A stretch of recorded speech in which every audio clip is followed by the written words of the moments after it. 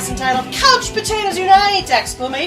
This is a podcast based on a blog of the same name because we can't always rely on our good looks, unlike David Boreanaz, who will probably be impossibly attractive forever. Do you agree or don't you? My name is Kylie and I love TV. If you feel the same, keep listening and or checking out the blog at couchpotatoesunite.wordpress.com as you're bound to find some common ground or something you like. For at Couch Potatoes Unite, we're all about the wonders and unique long-form storytelling of the small screen.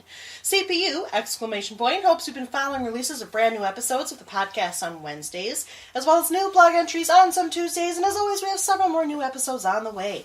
Because the panelists and I live lives behind our podcast, the episodes are published once per week. Subscribe to the blog or the podcast via iTunes, Stitcher Radio, and via Google Play to stay on top of brand new episodes.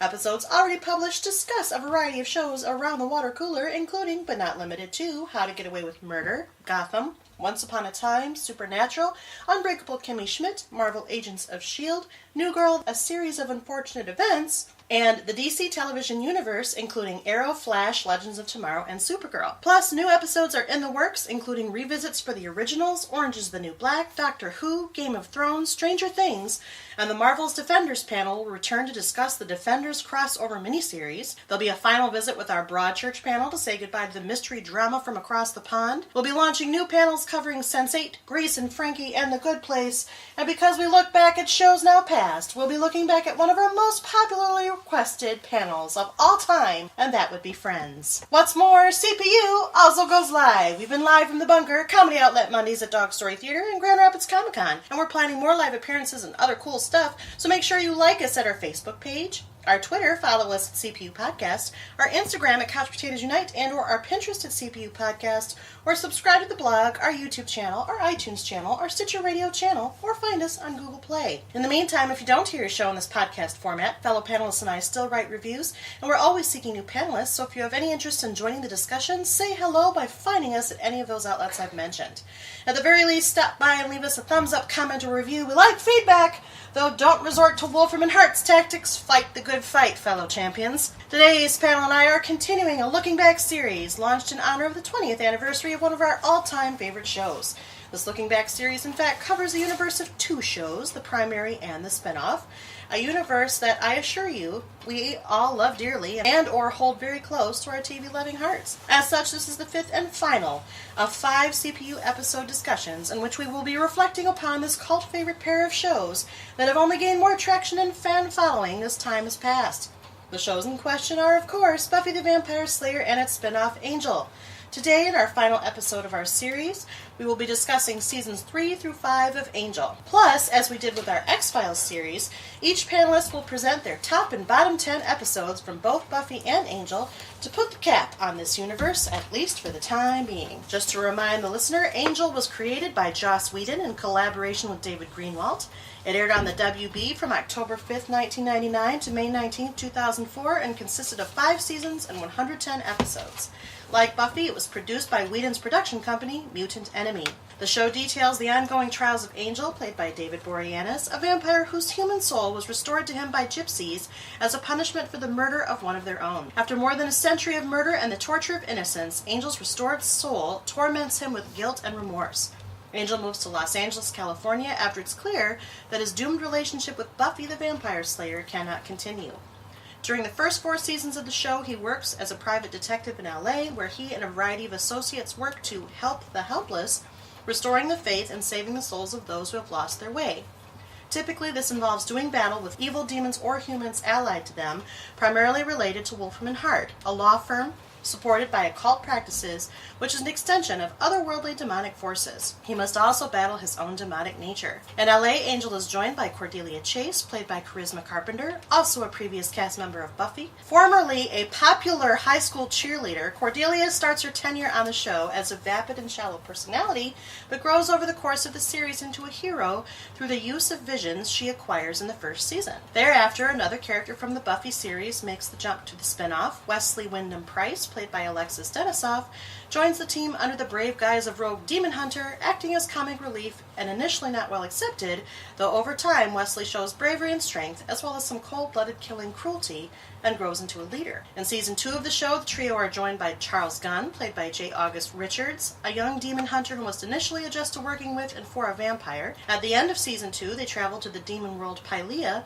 where they save Winifred, or Fred Burkle, played by Amy Acker, a young Texan physicist whose social skills have become stunted after 5 years' captivity.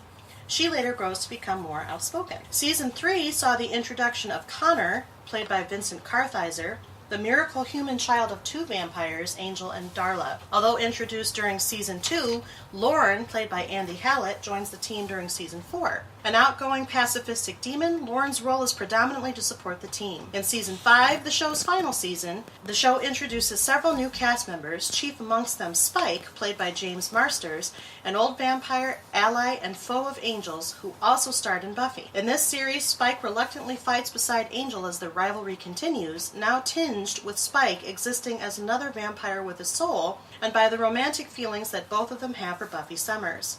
Finally, there's Harmony Kendall, played by Mercedes McNabb, another Buffy alumna and former friend of Cordelia, who was turned into a vampire. Resembling the old personality of Cordelia, Harmony is grudgingly accepted by Angel as his secretary when he takes over the Los Angeles branch of Wolfram and Hart. Today, in this fifth and final part of our 5-part discussion, our robust panel of Whedon scholars, Nick, Sarah, Kyle, and Kallie, are back to talk about the finer and less fine points of the Buffy-Verse in another chapter of our Looking Back podcast episodes, wherein we review a show that has been gone, either via natural end or cancellation, for some time. In this episode, we will be focusing specifically upon seasons 3 through 5 of Angel, from its uneven midpoint to its triumphant, climactic, and controversial cancellation, which we discussed somewhat when we last talked about Angel. We will also be delving into what we think are the absolute best and absolute worst episodes of each series through top 10 lists that we will each share. As always, it should be noted that all of our panelists have viewed the entire series of Angel and Buffy, and really all of it, and may discuss sensitive plot points.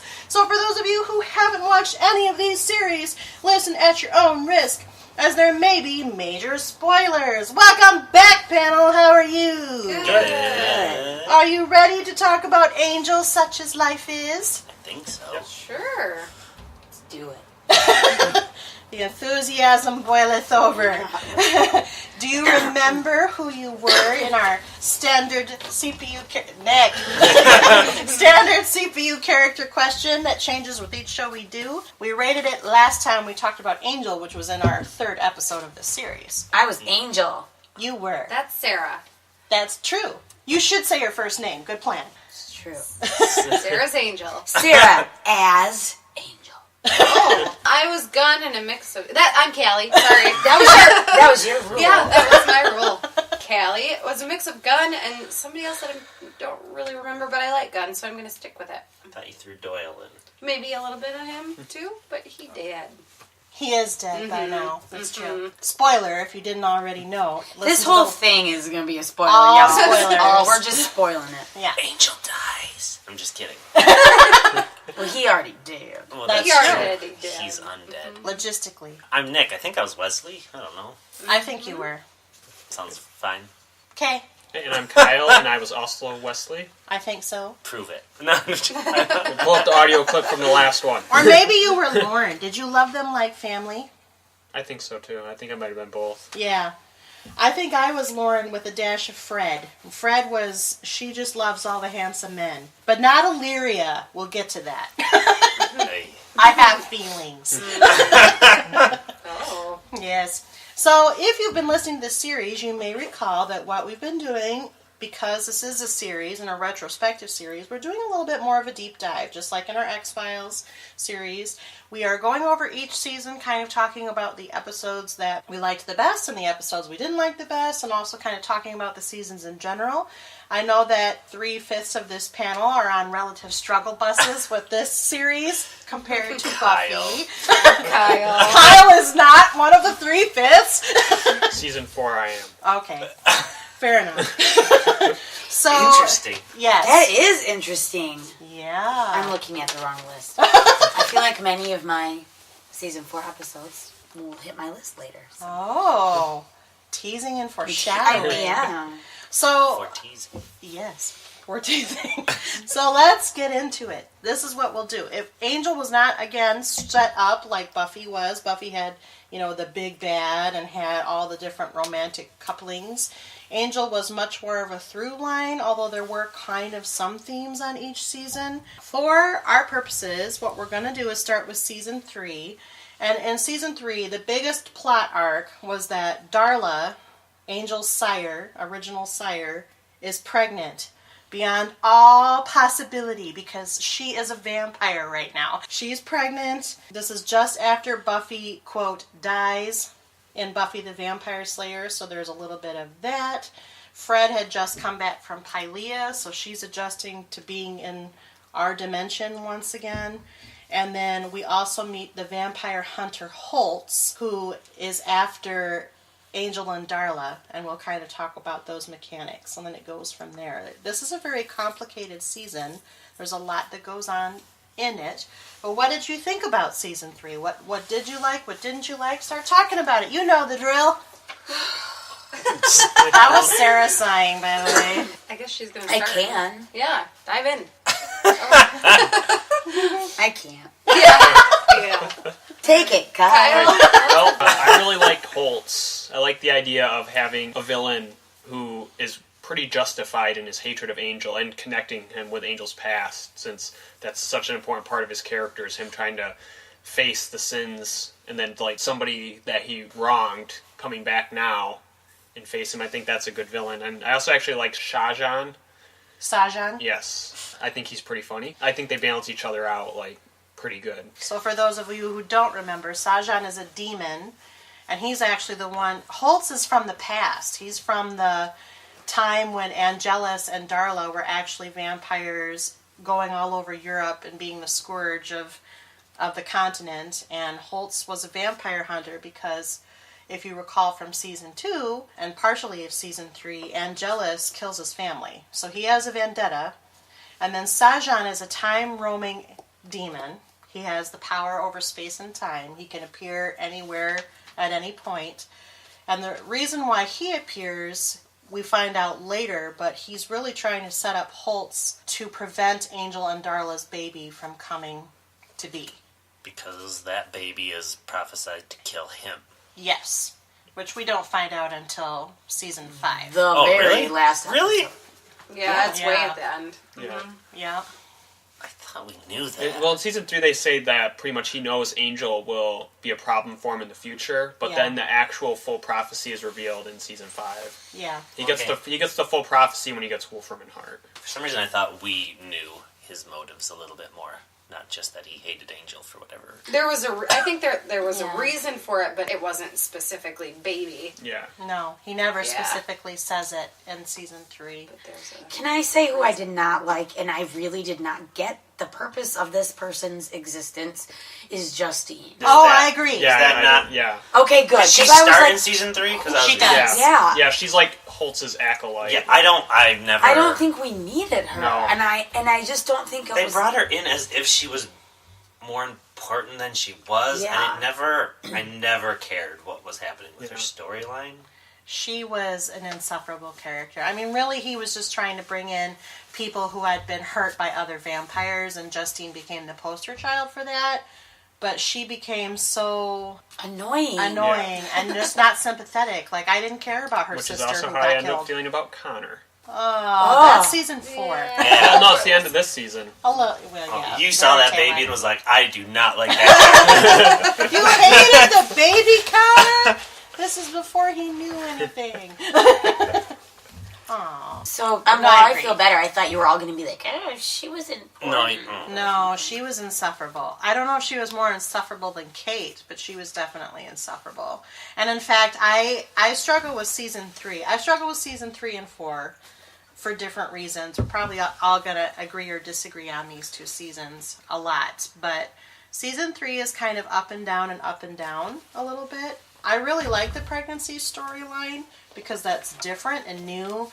And I like Darla. I know not everybody was a fan of Darla in the last one, but I like Darla.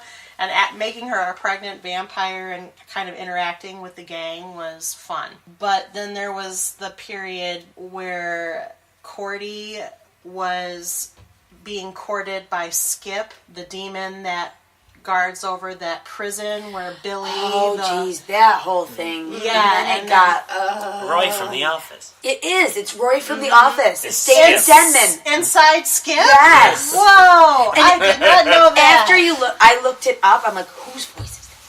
Who is that? And then I said it, and then I heard it. Then you Oh, can, and, man, yeah, I you can didn't see his even face. realize. Too. You can once, see his- once yeah, once you know, because but- there's so much crap on it. Yeah, Wow. I liked the episode, the birthday, where they were like, you're either going to die or become a demon. And then she was a demon. Yeah, Yep. which that part was okay. Yeah. But then we had the whole she's ascending to a higher power part. But that was happened season to- 4. No, That's the she very went end. up That's into the how it clouds. It's at the very end. Oh, you're right, It's you're the right, end of you're season right. 3. And then at the beginning of 4, which I'm sorry, but she was like up there looking down. That was annoying. It was awful. It was the Yeah. was the worst. Just the worst. And that's the first sign that where season 4 4. lost me. It was like no. Okay, wait for season Sorry, 4. sorry. But also, I'm like- actually so mad because it could have been so much different and so much better, and it wasn't. It was And just awful. Yeah, and I don't know why when she was going to meet Angel and they were going to profess their love, why she chose to wear her grandmother's silk nightgown bathrobe. It's very weird. I'm like, he's the hottest guy for millennia, and you're wearing that? And I just didn't get it. And you know I love her. But I was like, this makes no sense. And then she had to keep wearing that up in the clouds. Yeah, and I up was in the like, clouds, as it's she's all white looking and down. yellow. And ugh. looking down upon them and doing it was just. I feel like it was twas reminiscent hot. of what they represented the powers that be, or they were the Link in season 1 that died. Like, it looked like they were kind of trying to have her dressed like them a little bit. to go down. But then we find out later, I hope I'm not doing this out of sequence, but that Skip thing that was happening was evil. Well, that's season That's 4. later. But it happened in season 3. Well, Yeah, he it all got guided her. seeded in The season- twist, we Okay. don't find out until season Yeah. the 4. beginning of season 4. No, the end. Yes, because it's part of the... Okay, Yeah, it's part of... It's part of the mystery because she... Well, we'll get there. We'll get I there. really like that Kyle is, I don't know, agreeing that season 4, especially the beginning, is just It trash. is rough. I mean, I remember watching it week to week It when it makes was me airing. feel better. And I really loved the show. Right. And then season 4 was really hard for me to watch. Yeah. Okay, but This- talk about Okay, season Okay, 3. this show, one of my issues with the show is anytime I start to like a character, or it's a character I like, or a storyline I like, they take it somewhere that ends up then annoying me a lot. And like, I started liking Wesley, and I just got to a point where, just tell them about the prophecy, work with the team, don't just take Connor. Like, that whole thing really was annoying to me. It annoyed me too because it feels like at that point he'd built up enough trust and friendship that he should have went to Angel first. Yeah, it was Or at least disingenuous of his Fred character. and Gunn or Lauren, and like, I don't know, don't just kidnap the baby. Yeah, and then I didn't get why Holtz grabbed the baby and jumped into a hell dimension.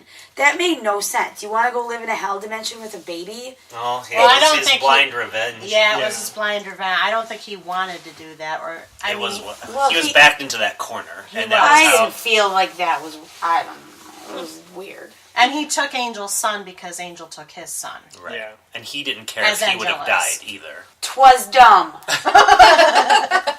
I'm taking this to a new dimension.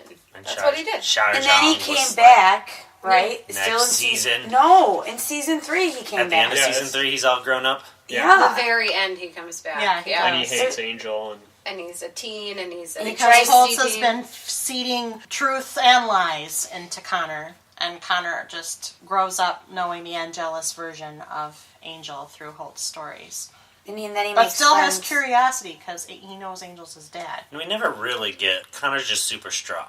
We never Yeah, get... they never really cover like what his abilities are. He's just like what he is. Yeah. What he is. Yeah. Yeah, that's one of my main complaints on the series. Completely just... And maybe they would have gotten into it because they kind of brought him back in later. But they canceled the show, so... they were wrapping him up in season 5. They were never going to mention him again. The fans hated him. He hated him. That I actor hated said, it, yeah. I do not understand what this became. Like, it got weird for him. Yeah, and I'm the fans paraphrasing. did not like it, so that was one of the things they promised fans, like, we're gonna, in season 5, bring him back and give him an end, and then we won't ever cover Connor again. Well, then they should have said what he was, because they never answered that question. And that was like, they spent a lot of time on that when he did come back. Yeah, what? Yeah. What are you? Didn't they? Did they never say the human child of two vampires? They say that. Yeah. Well, but he's got all the vampire-y powers without being a not a vampire. Yeah. And either they thought that was enough. I don't know. Well, they wrap it up in season 5. Essentially, he has those powers to kill Shah Jahan, and then when he does that, he goes back to having he becomes normal. Oh, he lost his I Yeah, don't and think he then- lost his powers. I didn't get that. That's what they were saying, that he was just going to be a regular kid. See, this Oh, well, is they why didn't say it on the this show. is why it's so confusing and horrible, because we don't even know. We don't know what's happening. Is that true? Is it real? What? We don't Well, know. let's not talk about. I have lots to say about the last episode, but we can wait. We're not there yet. Are we still in season 3? Season 3 we are. Well, what So I hate the Wesley character, or what they did to it in season 3. Yeah, so for those Where of you presumably who need the reminder, Wesley learns, he gets seeded a false prophecy, we find The out. father will kill the son. And so he does Could a be very out-of-character Really? decision and steals baby Connor Rude. away. And then Rude. Justine slits his throat. Well, and he takes is him. somewhat working with Holtz and Justine. Yeah. Right. So He's they at least double-cross meeting him. with them.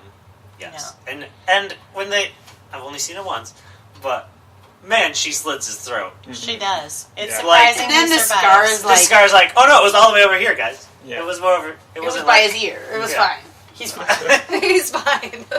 Like, you can barely see it. It should be like all the way. I Like, wish that if they he came survives, to he that. won't be able to talk. He'll have a box or something. But He good. And then Angel tried to kill him. Well, smother him Angel, with an arrow. yeah. I mean, I don't blame Angel. I mean, I can. I would I be don't pissed too. And I mean, it was he just took the baby. That's kidnapping. That is a felony. Well, and he beat the crap out of Lauren. He did. Yeah. Lauren gets beat the crap A up lot. Poor Lauren. I know. But it's always in the same spot on his head. It's But like they have a sometimes separate prosthesis for that spot. Sometimes the horn is like knocked off. Yeah. And sometimes it's next to the horn. Yeah, poor Lauren. I know. And he's fun. He's fun and I think underutilized. Completely underutilized. Like to the point where I'm like, just trying to like save him a day of putting makeup on.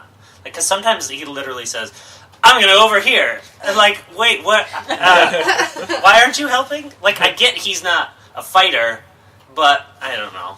But he We has never- so many cool powers. They never Yeah. really. Yeah. And when he Knowledge. goes and does something for a mission, it's like, oh, I have connections to these demons or what. We never see that. He comes back and tells us, Right. which, cuts down on his shooting time and probably gives him one day less of shooting. But he was one of my favorite characters, so And he has he had, because that actor has passed away, some silky smooth vocals. He was a good singer.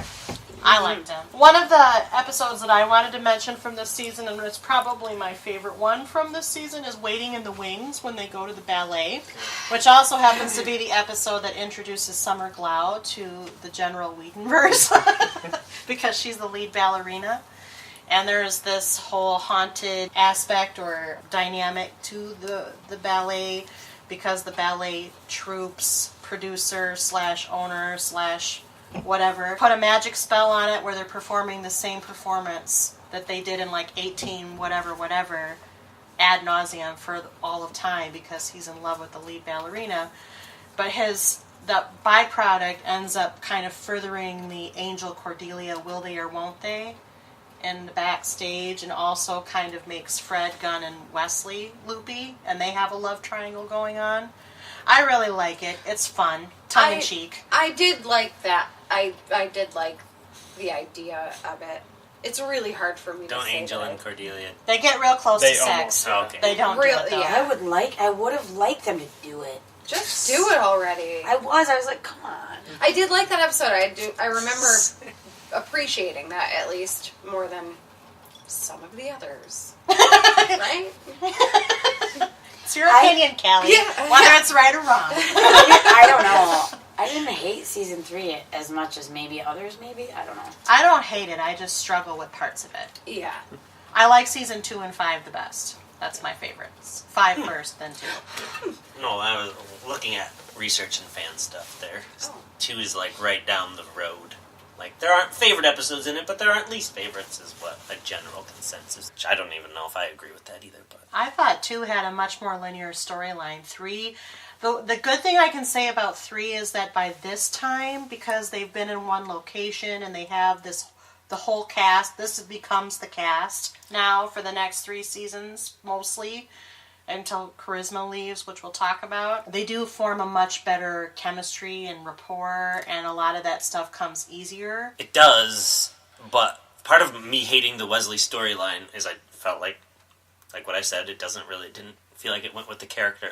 But I feel like we don't get a lot in this show of the team actually being together and that's working my problem together. with these seasons, because like once they gel, then they find reasons to rip them apart or have like one member act out of character.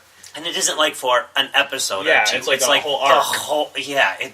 And that is rough for me. That's not, I don't know, what I like about a show, especially when they're so close to it. They're in the hotel. I think I said a couple of times, Wesley's in an apartment? Why isn't he living in the hotel? For free. They should all be living there. Well, Cordelia was living in her apartment, too, until she ascended to be the power. Yeah, so. I didn't get why they didn't all just live in the Gru hotel. came back. Gru? Gru. Drusilla. Oh, yeah. yeah. They went on a sex vacation. They did. No, that's true. Drusilla came back for his princess and created yet another love triangle. Because by this point, we had already seen Wesley, Fred, and Gunn, kind of. Which, I don't... So let's do some of this. I mean, part of the whole Buffy-Verse is you got to ship, right? You got to ship some people. Who did you like better? Fred and Gunn or Fred and Wesley? Which comes later. They were barely together for like 5 minutes. Yeah, if I would have got more, I would say Fred and Wesley, because there's so much build up to it. But yeah, that's what I wanted Fred to end up with. Yeah, that's who you want her to end up with and be happy, and then it's taken away so quickly. Yeah, well, I'll have opinions about that when we get there. And then I didn't care for how Gunn and Fred end. No. They've murdered plenty of monsters. I get it. It was a human, but I don't know. It was weird. Yeah, that was... They both wanted that guy dead, and then that tore them apart. I mean, especially like Gunn sold his soul to a demon before, but he's fine with that. But then the casino demon. That's in this. Is that season 3? Season 3. That's Double or Nothing. Yeah. Episode 18, which is not one of my favorites. I didn't mind the ending of it. I like that. Oh, his head is growing back. Isn't there other people who would benefit from him dying? And then everyone in the casino tears them apart. I didn't mind that. Yeah, but at the same time, I struggled with gun-centric episodes, ones that really delved into his backstory. I didn't think we needed more. I feel like in this introductory episode, we got what we needed. Yeah, and I just thought more of those were better done in season 2, whereas by the time we got to season 3 and revisited them, like That Old Gang of Mine is the one where he figures out that there's this kind of crazy guy in the gang that that's going hardcore. Yeah, and he's just killing any demon indiscriminately without considering that some of them might be good, and they end up at Caritas. Doesn't Lauren get beat up again? Yeah, he does, and they destroy the karaoke bar in the process. So that one was real tedious. I didn't like that. See, I almost feel like gun-centric I feel like they ran out of stuff to do with Gunn, which is why Gunn is so different in the last season. I would agree with that. I would agree with that. Anything else about season 3? Wow, I feel like it's hard. I know Kallie it won't, but I can't think of other things that happened. I feel like we talked about a lot of it. Yeah, she's pregnant. She has the baby. Hope she stakes herself. Is there a form of Lullaby is a very, very good episode. I actually thought Darla's end was very poetic and wonderfully done. I would agree with that. I mean, for these shows, it's a lot better than most of them get. It's true. And she makes the right choice in the end, so you can see that she has at least some small redemption and does it for the right reason. So. And I love that moment of Holt seeing Angel with the baby and then just backing off. For a minute. Yeah. Until Kortoth opens. That's the name of the Hell Dimension. But I did not like how the season ended with, Connor being annoying and throwing Angel in the box. And I hated with Justine. But I mean, anything with Justine. And sunk him to the bottom of the ocean. And made him go crazy. and then Cordelia floated up to the sky. Oh, I So get dumb. So dumb. It is just so dumb. That feels like a good transition. Just can't even. That feels like a good transition point. Anything else about season 3 before we move on? No. Nope. I'm good. All right. It happened. It did happen. happened. So then we get to season 4. Now, season 4 is a highly contested season amongst the fan base because Kyle already mentioned the existence of Connor, who was a very divisive character for most. Cordy falls out of the sky and doesn't remember anything for a while, and to jog her memory starts shacking up with Connor, which is the worst. Disgusting. Sarah was so No, mad. it's no good. She was so mad. Vomitous. Yeah, I it's was gross. texting Kallie. She was texting me saying, "What is this? She that's banged happening a right baby. That is gross. Yeah, it's He gross. was a baby like 6 months Two ago. 2 weeks. 2 weeks. They were gone Yeah. 2 weeks. 2 weeks. But it also technically wasn't Cordelia, because they even say that it was Jasmine controlling her. That But she never. we She I never know, but did while anything. you're watching it, I know when you're watching it that you hate it, and I hate it even with Jazz. I hate everything almost about this season. But There are some bright spots for me. The other piece of this season that really sets it up is while they're trying to figure this out, there's basically a demon that's about to rain hellfire on Los Angeles, and the whole goal for people is to break these, I don't know what they are, artifacts, and then it blocks out the sun. And he's got big horns, and he looks like the guy in Legend, but he's not the guy in Legend. but it only blocks out the sun first in one city, which I don't understand. That's not science. It's not supposed to be, it's mystical. But I don't get it. It's magic. Suspend disbelief. I can't. Anyway, and then after they manage to defeat that demon, which we'll talk about how that happens, the end result is Cordelia gets pregnant and births a goddess who's played by Gina Torres from Firefly. Are you serious? Seriously? I just like the beginning where Wesley's all banging Lila and he's got Justine chained up like a slave. I'm like, what has happened to Wesley's values? They went down. They there. are it took a gone. turn Gone. quick. I know. Extreme. 2 weeks. 2 weeks it took for that, right? That's still the timeline we're Yes. on. Well, 2 weeks and all of a sudden well, he's no, when 50 Shades of what? When season 4 starts, we've fast forwarded about 3 months. Oh, still But not yeah. appropriate. Well, there's a pretty He's big hit rush. rock bottom. Yeah. I mean, he does save Angel, and I'm glad and stuff, but like, Although I actually like his dynamic with Lila. It's kind of a fun juxtaposition compared to the fact that, and she actually makes the commentary about it a lot, considering that he likes Fred so much, Lila is such a swing in the other direction. That's kind of fun to watch. I don't blame Lila. She never pretends to be a good person, but Wesley, you lost your way, man. Well, that's clear. I know. No one's questioning that. So what did you think? Gee, I mean, you're kind of already saying it, but in a more cohesive way, what did you think of season 4? I did not care for the Connor character or how long Cordelia didn't remember who she was. I didn't mind the arc at the end. Like, once dealing with Jasmine at storyline, I actually enjoyed those episodes. Me too. We'll talk about how much I like them later. But overall, the Connor character was just rough. And, Wesley's not part of the team. Like, we're going into it not having a team. Well, actually, when the season starts, it's only Fred and Gunn. Right. Because Lauren's bailed. He's in Vegas, right? Yep. Angels. Which at first, you're kind of pissed, or I was pissed about, because I like... Toad's pissed. But he gets... We find out why he's like, oh, just completely gone and... It's totally involuntary. Right. Yeah. So at least that was better. But yeah, you don't have a team at all. I just get real bummed out because Cordelia is always my favorite, and they did her wrong. Yeah, they did. She's up in the sky. And then she's back, and she's banging a baby. Yeah, and then no good. She's the one behind the beast, and And then she all orchestrating preggers everything. in a No coma. It's like, No good. I know she was pregnant in real life, so I get that. They didn't No. write it very well. They didn't No. No. It was terrible. I can't. And then they're like, Callie has strong Yeah, feelings. I can't. we don't know what to do with her, so we'll just leave her in a coma. Yeah. Oh yeah, she goes into the coma in season 4. And Yeah, once she Days when in she it. births Jasmine the goddess. gets her own form. Births the goddess. When you say it out loud, it's the worst thing ever. Don't you think? Just dumb. Yeah, and the next season, another cast member births another old What's one. with Not the- goddess, I guess. What's with all the birthing? What's the deal here? I don't know. Look at me. I haven't birthed anyone lately.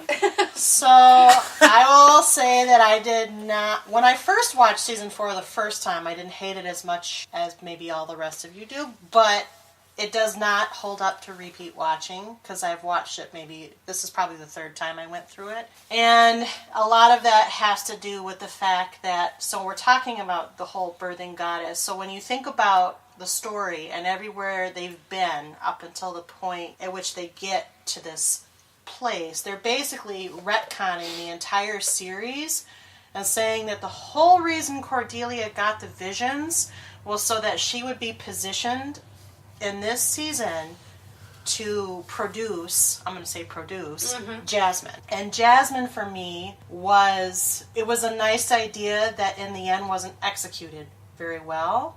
Partially that comes from Connor, because he was a good idea that wasn't executed very well.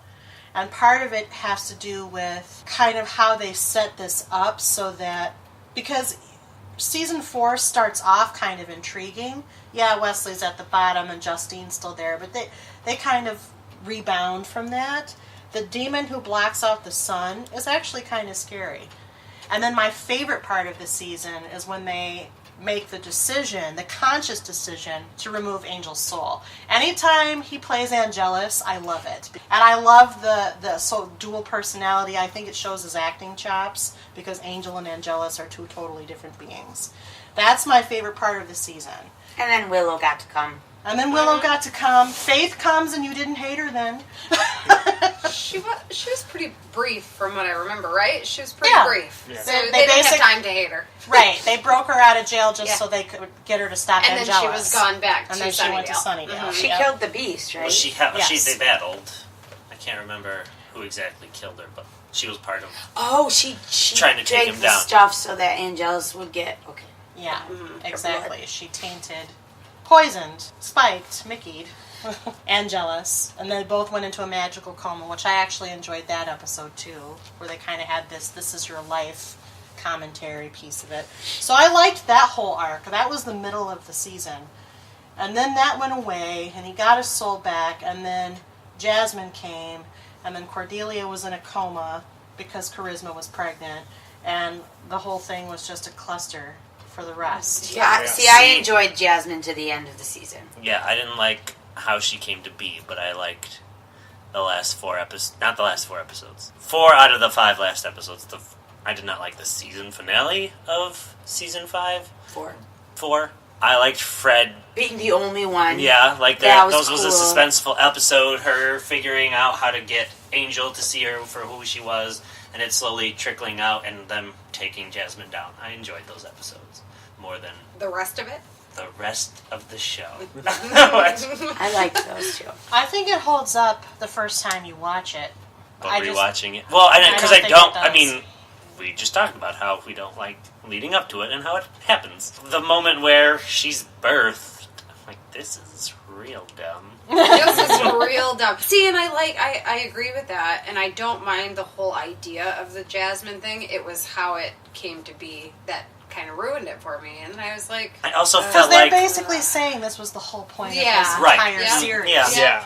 and if you think of this is probably why it doesn't hold up rewatching it. Because if you think about it, that means they intended Cordelia to move to LA, and they intended Doyle to meet up with It falls apart real quick when you look at it. Yeah. Yeah, and they even say that's why you were sucked into Kylie, and that's why you Yeah, that's were, why Fred was sucked into Pylea. And- That's why Lauren came out of. and that's why you weren't a watcher. And like they Yeah. were very specific. I mean, part of them saying that there is no free will. There's the prophecy, which is a dynamic, but it just doesn't, I don't know, hold up as good I storytelling. just thought that those episodes were scary. Like Shiny Happy People, where Fred's the only one that knows, and she can see the girl's face, and the guy's like, don't let her touch you, and all the people are like looking at her weird. I was like scared. I was like engaged in that. To be And fair, you hate Connor, but you're supposed to. Like, he's Yeah. her little lapdog, so I almost Yeah. didn't even mind Connor as much until we find out that he... He knew Oh, all I can see what along. she looks like, but I'm Yeah. fine with it. What a freak that guy. Yeah, that... And going full crazy with the explosives, and Yeah, I hated that episode the most. I just... it's just, yeah, it was a horrible finale. I mean, on the one hand, yeah, you can buy that he's severely dysfunctional because of how he grew up in hell. Right. But at the other side of it, to think that he's so unrecoverable, and I don't know, that one was real hard for me to enjoy. Foreshadowing to bottom 10 lists, I gotta say. I'm trying to think. See, for me, the whole Jasmine thing, the only thing I like about it is the punchline that they get put in charge of Wolfram and Hart because they end world peace. Like, for me, I like that little punchline to the whole plot. That's true. And when the zombie apocalypse took over the law firm, I enjoyed that. Well, I actually did enjoy it. Connor actually wasn't that annoying that episode. No, and like, Gavin died, so I was okay with that, too. You know what I like? I liked them actually inside the building. I liked, like, camera work and, like, what was happening and how they did it. It's still, story-wise, I just have issues. Don't listen to... I do want to throw out the episode Spin the Bottle from this season. This is when they are under a spell that reverts them all to their teenaged selves. Angel's post and before he became Liam. jealous. Yeah, Liam, the See, I forgot that the episode was even in this season because I dislike so many episodes, but I really do like that episode. That's a bright spot, and it's one of the only funny ones. Yeah, I enjoyed that one. And Fred is a weed-smoking kind of... But that is what triggered Cordelia's evil. They flash back to that moment where he feeds her the potion, and I thought that was weird. Is that before, that after causes Spin her the Bottle? memory loss? No, when that when they're trying to get her memory back. They're trying to get her memory back, and they give everybody whatever that is. Right. They say, and this is the moment where it activated it. They do. I think that, I can't remember. It's where he says, and you were in Pylea because of this, and you were this, and then you guys did that. They cut back to You Lauren did that putting a bad drop of mojo a potion on her on tongue. and they show, like, a star, like, she moves or something. I can't remember if that is Spin the Bottle, though. Yeah, it is. That is when they take the potion to try to jog her memory, because they're all going to sit. They all sit in a circle, which I think is a pentagram, actually. Yeah. And they're going to say a spell, and then the spell goes too far. Mm-hmm. But it was still a funny episode. I mean, there aren't many funny episodes in this entire series. That's true. So it's notable for that reason. No one liked Angelus.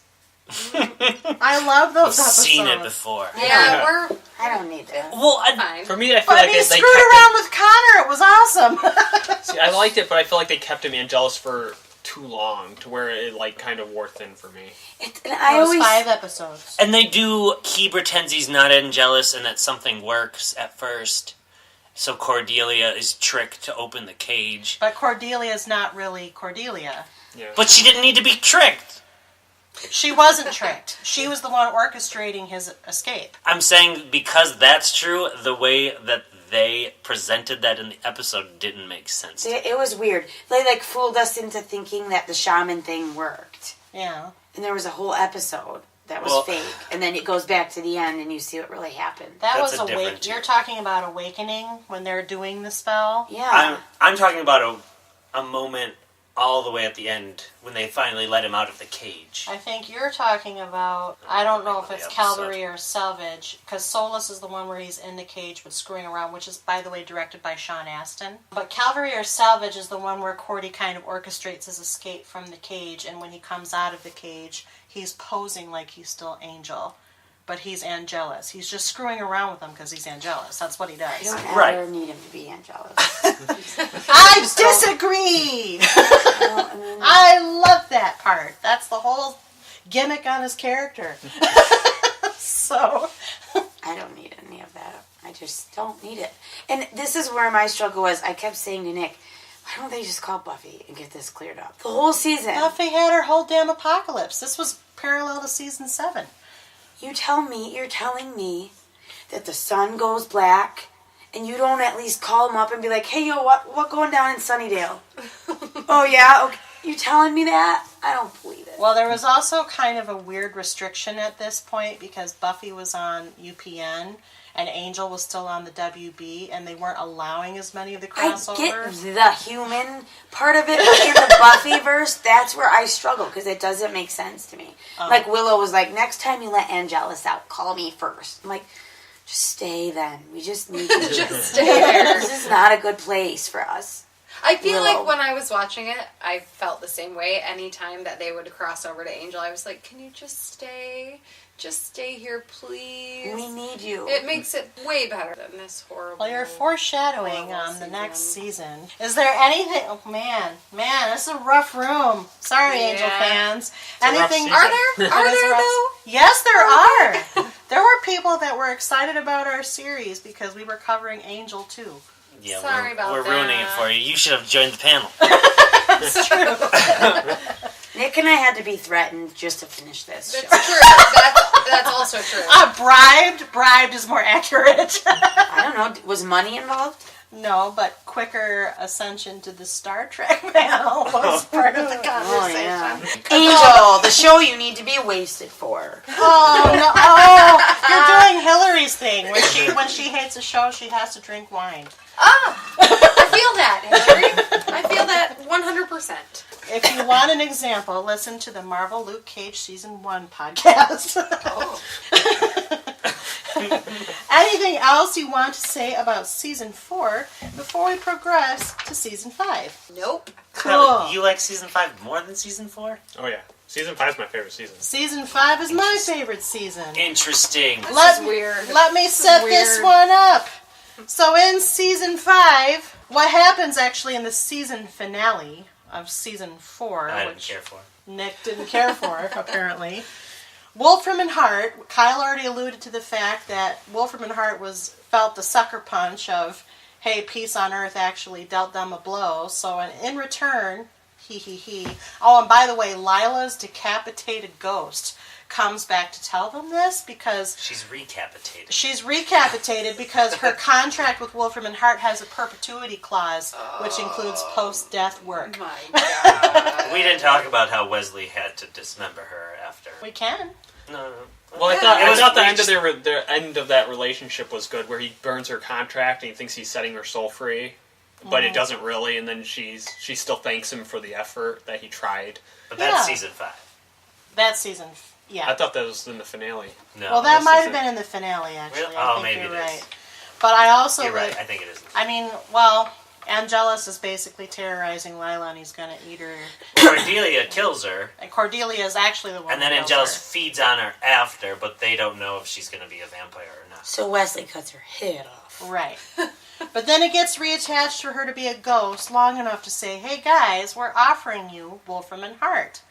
And so the team basically takes on a devil's deal, a Faustian deal, and in season 5 gets the full run of the LA branch of Wolfram and Hart because they are a worldwide law firm. And in this situation, not only is Angel CEO of this branch, and Wesley is the books and antiquities guy, and Fred is the science lab guru, and Gun's Lauren... a lawyer. I was building up to it! Sorry. Lauren is the entertainment division head. Gunn, because apparently he doesn't fit in a law firm otherwise, gets this magical upgrade where he gets law degrees falsified, legal knowledge pumped into his brain, and the lyrics of all Gilbert and Sullivan songs because it's good for the elocution, and he becomes one of their star attorneys. First of all, why couldn't he be in charge of, like, the tactical teams? Yeah, Exactly. security. Like anything Like something that would make sense. sense. Exactly. Instead of saying, we don't know what to do with this character, so We're going to make Make him him a a different lawyer. character with we'll the same have a name. Black Panther help him be his guide. The Black Panther is the conduit on the White Room floor. Why's it gotta be a Black Panther? Are you trying to say you're being racist? It seemed weird to me. A little heavy-handed? In the White Room, right? That's what it was called. The White It was Room. called the White Room. And only he went there. Why would Angel ever go? Angel It was did go. during season 5. Okay, And during one earlier season. I remember earlier. It was a little girl, right? Yeah, but Yeah. she died. She Yes. died. And then became Cordelia the killed Panther. her. Yeah. Evil Cordelia Cordelia. did? Evil Like a beastie. Cordelia. Well, the beast within Cordelia. Yeah. Yeah. She was quite homicidal when she was possessed. Good God. Anyway, in season 5 also, He's though, still setting up the season. I'm trying Sorry.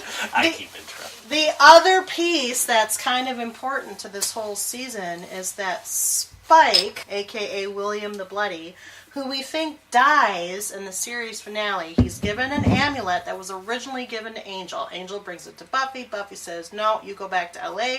She gives it to Spike. Spike uses it to burn up the Hellmouth. That's how that happened in the series finale, which we covered in episode 4 of this series. Spike comes back out of the amulet. First, not as a corporeal being, but then later becomes corporealized, which we'll talk about. Because the amulet was mailed to Wolfram and Hart. Correct. When they open the package, he comes out.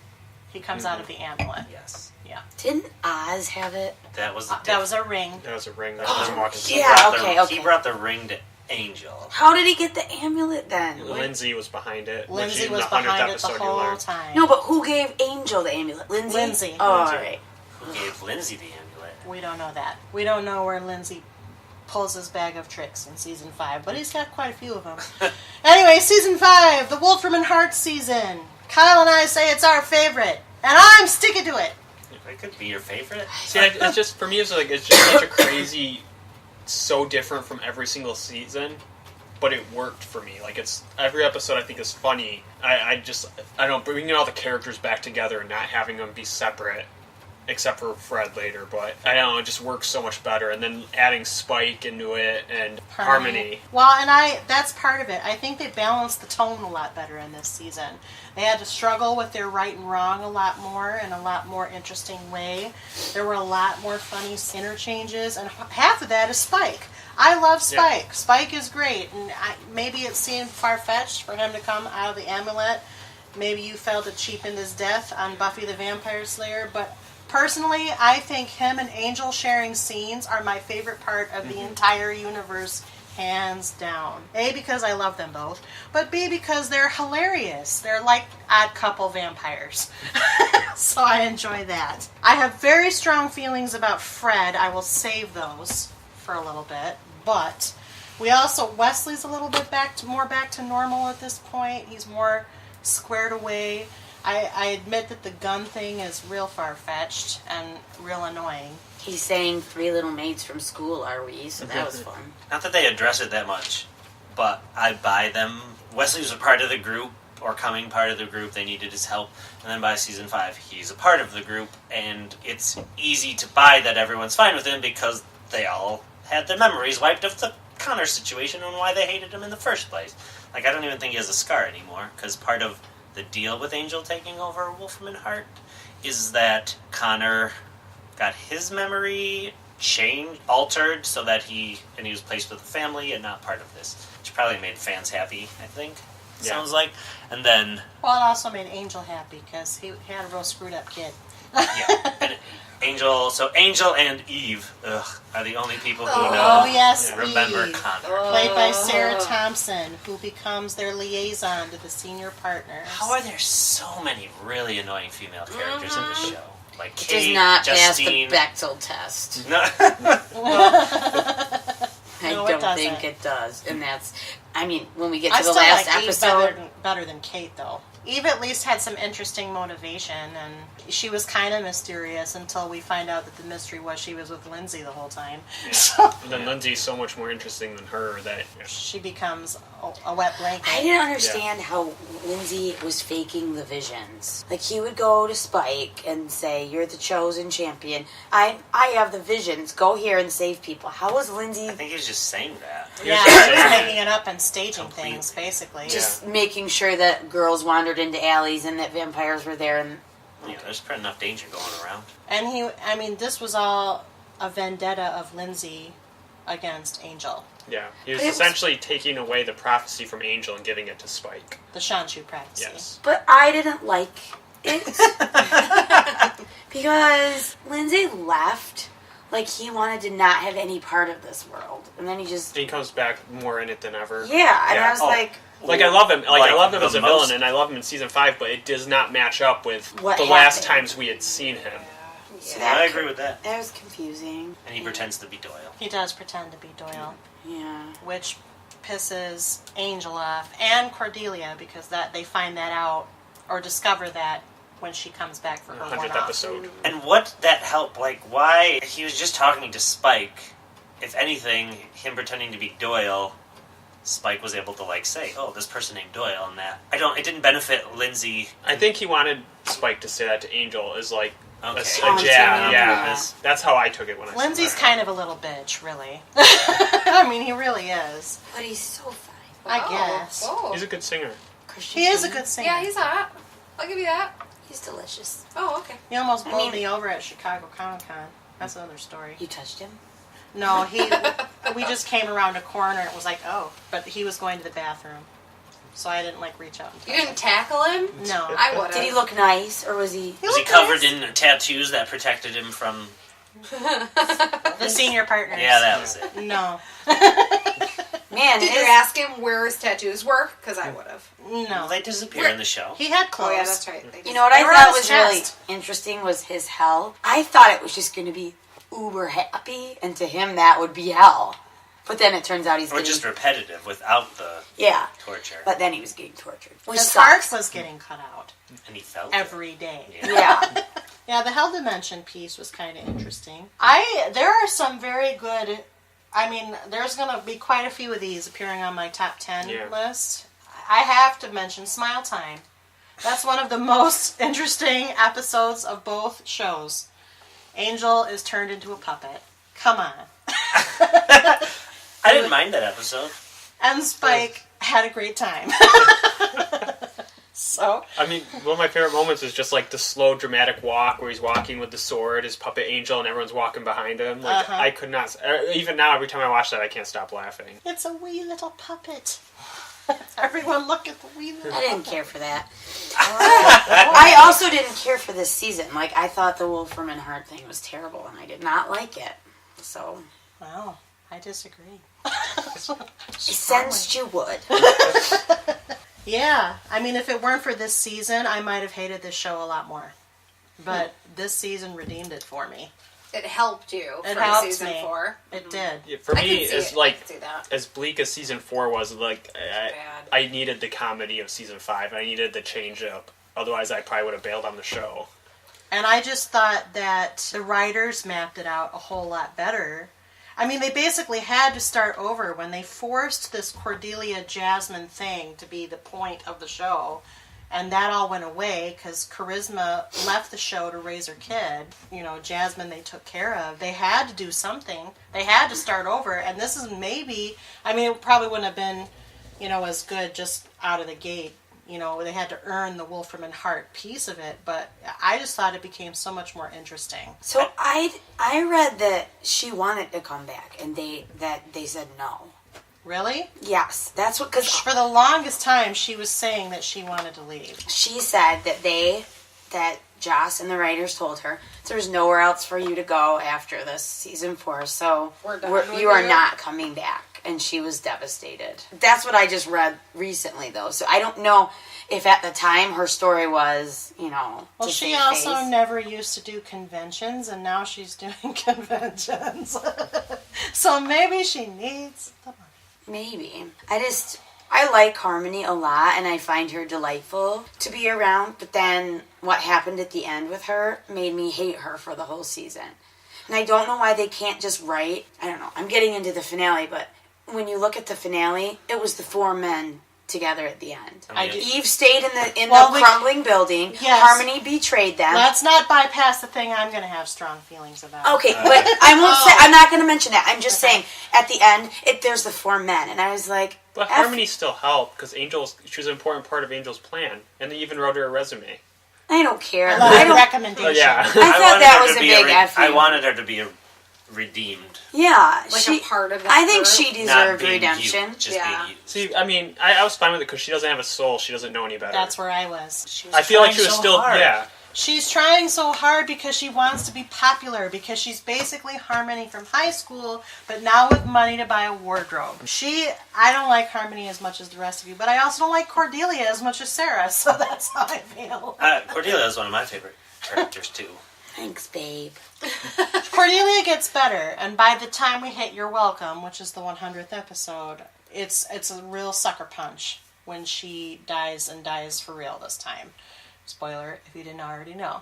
I mean, that was a beautiful send-off for her, at least. It was a very nice way to do it. It kind of put the story back on a good road, but... Which wasn't their intention. It was supposed to be Buffy, but they couldn't get her. They couldn't get her. Sarah wouldn't come back. There was a time when none of these people wanted to talk about this stuff because they were so glad to be done. But now all of them can't stop talking about it, including Sarah Michelle and Charisma Carpenter. I think it's something to do with wisdom and age. I mean, remember how you felt in your 20s and you just, like, wanted to do something else, you know? I get it. We were all kind of like that in a way, but now we're older and we'll talk about all the weird theater we did. It's true. We do. To great lengths about the weird theater that we do. It's fine. It's fine. It's fine. So, I mean, I kind of get it, and I think every single woman, and let's get to Kylie's big thing. I know she's dying to share, because I know you love this person. But I think every woman on this series was done a disservice. Oh, for sure. By the end. I completely 100% agree with that. And it bums me out, because Buffy was so strong, female-centric. And this was the exact opposite. I agree with this portion of it. And I do agree that all of the female characters were done a disservice. What? And the number one character, can I launch or what are you I was launched, but I was going to say that I know the reason for that terrible choice, and it was the actresses, not the writers. Well, even if it was Amy's decision, I don't care. Yeah. She's a fine actress. She's in a lot of genre shows. I watch her all the time, and I'm happy. But if this was her decision, that was a terrible decision. She was sick of playing Fred, and she pretty much said, if you don't give me something different, I'm leaving the show. So let her go. Then. They should have let That's her why go. I feel like they should have Absolutely. just did something different, because... Illyria, okay, so first of all, I'm so... Literally, the Fred and Wesley connection lasted seconds. Yeah. Because it was the next episode where she was exposed to the sarcophagus, right? Plus, she's been kind of flirting with that dude, which Knox. maybe... Knox. Who was the vampire, psychologist vampire. Did you recognize him at that point from Was Buffy? He was on Buffy and like a little... Conversations with Dead People was the episode. He was like a psychology major who was a vampire. A new vampire that she was going to stake when he came out of the ground until he started psychoanalyzing her. Oh, okay. Yeah. So anyway, she's canoodling with Knox the whole time, who's alright, I guess. I mean, whatever. Vanilla. Very vanilla. You know, by this time I feel like Wesley has earned something. But this is kind of also a classic Joss trick, so I don't actually completely, totally buy that either. I'm sure there was a conversation. He never wanted happy relationships, but this wasn't even a relationship. This was like, boom. Anyway, she's exposed to this dust, and she turns into a very, very, very, very, very, very, very old demon. One of the demons who walked before humans took over the earth, that are kept in this tree, which is a well of souls or something. It's a hole in the Hole in the World. That's the name of the episode. And is guarded by an immortal named Drogon, who cannot be asked questions 3 times. He doesn't like being asked questions because he has to answer them truthfully. Yes. Does it sound like a Monty Python sketch? A little bit. Seriously. He can only little say bit. the first syllable of word. But fortunately it gave Spike material, so I was okay.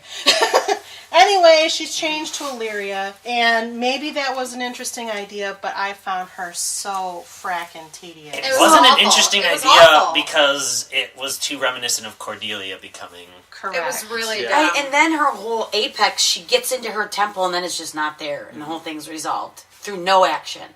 Yeah, they built up this powerful god, and then it's just like, oh, never mind. No. Now Yeah. she's just a I sidekick. feel like one of my Yeah, 7th she's a graders could have written sidekick. it. All of her teeth are gone. I mean, it was just... It was terrible. She was blue. It was Terrible. very, distracting to watch her blue, and I couldn't... Illyria is my least favorite part of And the she whole always, season. I wish you could see me on the podcast. Her head was always tilted to the side, like a dog, staring. And her facial expression was as if someone said, "We put these blue contacts in your eyes. Make sure everyone can see them. Make sure your eyes his are eyes are as open." wide as possible." However, I will say Amy Ecker played Totally definitely- different. Yeah, Her voice sounded different, and she's very talented. She is. She's a good actress. That was just a dumb... It was not a good It was idea. So just even dumb. if she wanted something different, the actors That wasn't it. That was not it. same thing. Like it wasn't the actor's fault. Charisma got pregnant, but didn't care how they handled it.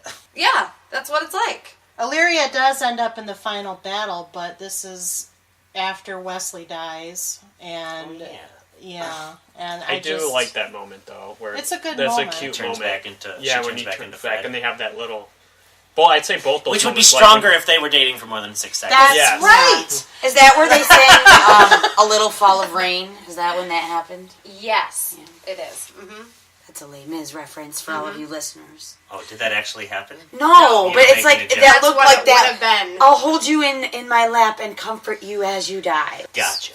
So I agree. The female characters, the fact that most of them are gone, except for Illyria, who's really genderless. She's not supposed to be she just looks like Fred. I mean, by the end, they have none, really, so... No, and I didn't care for Eve at all. I But didn't what like her, a moment. Do something with her. Where do I go? And then it just ends? Yeah. I'm sorry. Come on. My 3-year-old could have written a better final line. Now, there is, I don't know if this helps you sympathize, but they did write the series finale after they learned about the cancellation, so they did have to rush a lot of the stuff into place to make it kind of land where it did. It didn't feel like they knew it was canceled. And I don't care if you do know. I mean, they That's had not an scripts for the excuse. next season halfway written, like 10 scripts. Yeah. I still And so then they had to like change do stuff. reshoots and like really quick try to. I don't know if that's a good enough excuse. I think you can do better. I just do. I think you can do You guys, better. I had the best dream the other night that I rewrote the end of this show in my head. It was beautiful. I don't remember how all of it went down, but it ended with like, I don't know. You're all laughing at me, but it was so good because it was better than this finale, and I woke up and I thought that it happened, and I was so happy for like a minute. And Angel, it ended with Angel next to like a baby's crib mattress, and he was like still waiting for Connor. Oh, like everything got rewound. I don't know. It would have been better. Well, now I'm better. going to say this. Even though I agree with the part about they didn't treat the female characters well, I actually still like the series finale quite a bit. See, I like it, but I also read some of the scripts and the season 6 comic book, so I knew where it was going. So like I know why they did a lot of those decisions. But I feel like if you don't know that and it just cuts off there, it'd be frustrating. Yeah, it's weird. It's a weird ending. Well, because it came off to me as they destroyed this inner circle, the Circle of Thorn. The Circle of the Black Thorn. Yes, which I didn't mind that storyline. And, Yeah, that was good. and everyone had their part to play in that. I enjoyed watching that, but it felt like they did this thing, this awesome thing, and now it seems like things are much worse because of what they did. And, like, there's no way the 4 of them are going to take on these giants and these demons and these flying things. It just looked like they made the wrong decision and brought about the end of days. And they're not going to be able to do anything about it. But we don't know how it'll turn out because it was the last episode. Can we talk about Lauren at the end? WTF. Oh, he kills Where Leslie. Angel has him. Lindsay. kill him. Lindsay. Yeah. I said Leslie. But, Whatever. but, It's a girl's name for what was that? And he was like, I will do this last mission, but then I'm gone. So out of character. Not cool for me. That's I know not they were okay. playing into Not we good. don't know what he's... Not good. The last mission wasn't help Lindsay in this mission. It was to kill Lindsay after. Why would he give that one to Lauren? Like, come on. Because Lauren was the only one who could. But I do like his last moments with him, though, where he's pretty much, Lindsay's saying, oh, I'm going to be part of the team, I'll help you, and Lauren knows, like, he means it, but he's not going to fulfill it, because that's his character, and Lauren can see it, but Lindsay can't. Yeah, I mean, And he said, I'll sing for you, and he said, I heard you sing. He stabbed the crap out of him. well, No, he shot him. Shot him. it is out of character, but that's supposed to be that way. That moment's supposed to be that way. I don't like I don't like it. I still don't like it. He just leaves. Because they don't Value him. He just I used don't- him. Well, He did. He used him. He made Lauren do something he would never, ever, ever do, and he And made it him broke do their it. relationship. Yeah, and so he had to leave. You can come here, Lauren. I just didn't like it. Nothing sat well with me that last episode. It just didn't sit well. I had to have a fever dream and rewrite it. I think I did have a fever. I was you pretty probably sick. did. I just have a completely different take on it. I think for me, it's the stakes. All the stakes were raised, and yes, there were a lot of morally querulous choices, but that's what the whole season was about. They were in this evil law firm. They were running the evil law firm. There were whole episodes about how they were tempted by the evils of the law firm. So they set themselves up for these choices. So I bought the story. Lauren's choice happened with them breaking from the law firm, or as part of it, with taking down the Circle of the Black Thorn and ending it. And now where's But what as was an- happening at the end? It was Was that not the apocalypse? Was it just wasn't happening the in LA? apocalypse. It was just LA was being trapped in like a hell state. That the senior partners Which the next season created. would have Angel and Spike would have got him out of it. And then the villain for the whole season was Vampire Gunn. Oh, that would have been Yeah, he would have died, and what they had written was really good, and he was really menacing, and it would have been a better character arc for him than him being a lawyer. It would have been interesting, too, because Gunn was the one who was so against vampires because the vampires killed his sister as one. So that might have been interesting. People really care about their sisters a lot on this show, like Gunn and Justine. I mean, I love my sisters, but I'm not gonna like avenge your death with a vampire sisters. So don't get bitten, any of you. Like that was a common thing that kept happening, and I'm like, shouldn't it be like a parent or a spouse? Well, They didn't have their parents. Gunn and his sister's parents were dead. And Justine and her twin, they didn't have their parents either. They were orphans. I guess I don't understand that. It just was weird. I don't know. I just felt like they kept doing it. I have a lot of parents, so. Wow. I will say something I did not like is the random werewolf girlfriend. That is... Yeah. Yes. Well, no. I like the werewolves. And I the didn't werewolf, hate her. their new werewolf effects were amazing. Like Yeah. a million times better than the weird fursuits from Buffy. Yeah. But I don't know, just like they introduced her and then she was just always like a mention. Like she wasn't like... And then she ripped was all apart- mad she at ripped Angel. apart that Smile puppet. time. The Yeah. whole time in Smile Time. She tried to eat in a eat cage the puppet. mostly though, but it's like I never felt like I didn't understand the point if you weren't going to focus more on her just... Why is she? She Yeah, got why- mad why at is she Angel, there? and he Yeah, was yeah, like I get trying to that. save her life. Yeah. Like, I think she was also a little bit part of the rewrite, too. Or I don't think she was meant to be long. I didn't mind her, if for no other reason than she wasn't. I think if she'd have been on it more, I would have hated her more. The fact that she was so little bit there, and also it was interesting to find out that he could sleep with a girl if he didn't really like her all that much. Well, I do like that moment with him and Wesley where Wesley's telling him like 99% of relationships aren't perfectly happy. Yes, that's true. That's real.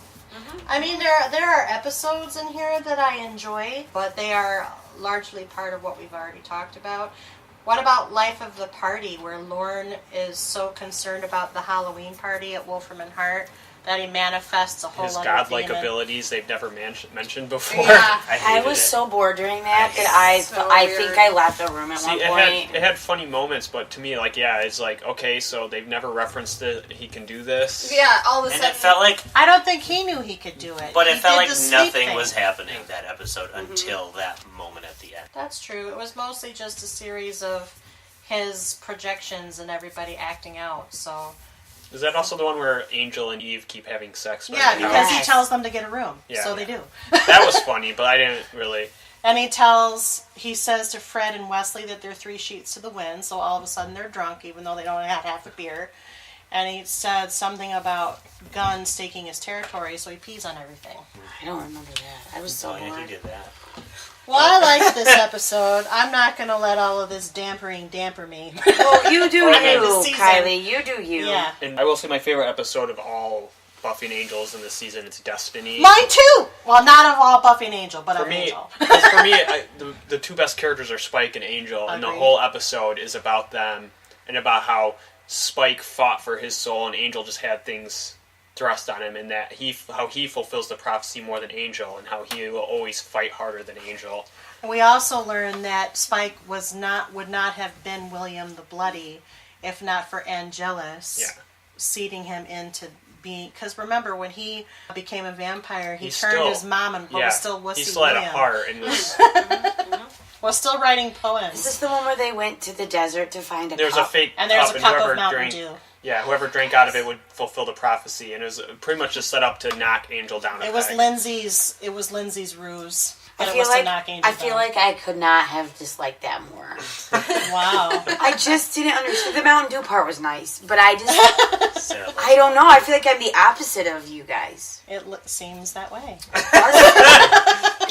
I'm with you, girlfriend. They're just beating the crap out of each other. I'm like, The fight went That on was a forever. good fight. See, I thought it was... Because, There's I mean, a lot that's the of fight I wanted to see Agreed. ever since we met Spike. Spike, and they talked about their history. That's what I wanted to see. So I for me, it was agree. payoff. This show was not made And for Spike won. No, the way I he wanted to. Yeah, the whole thing. guys, I liked Spike so much on Buffy, and I didn't dislike him here, but I didn't need him to be around. I didn't need him to be there either. I could I have just completely didn't. done without him.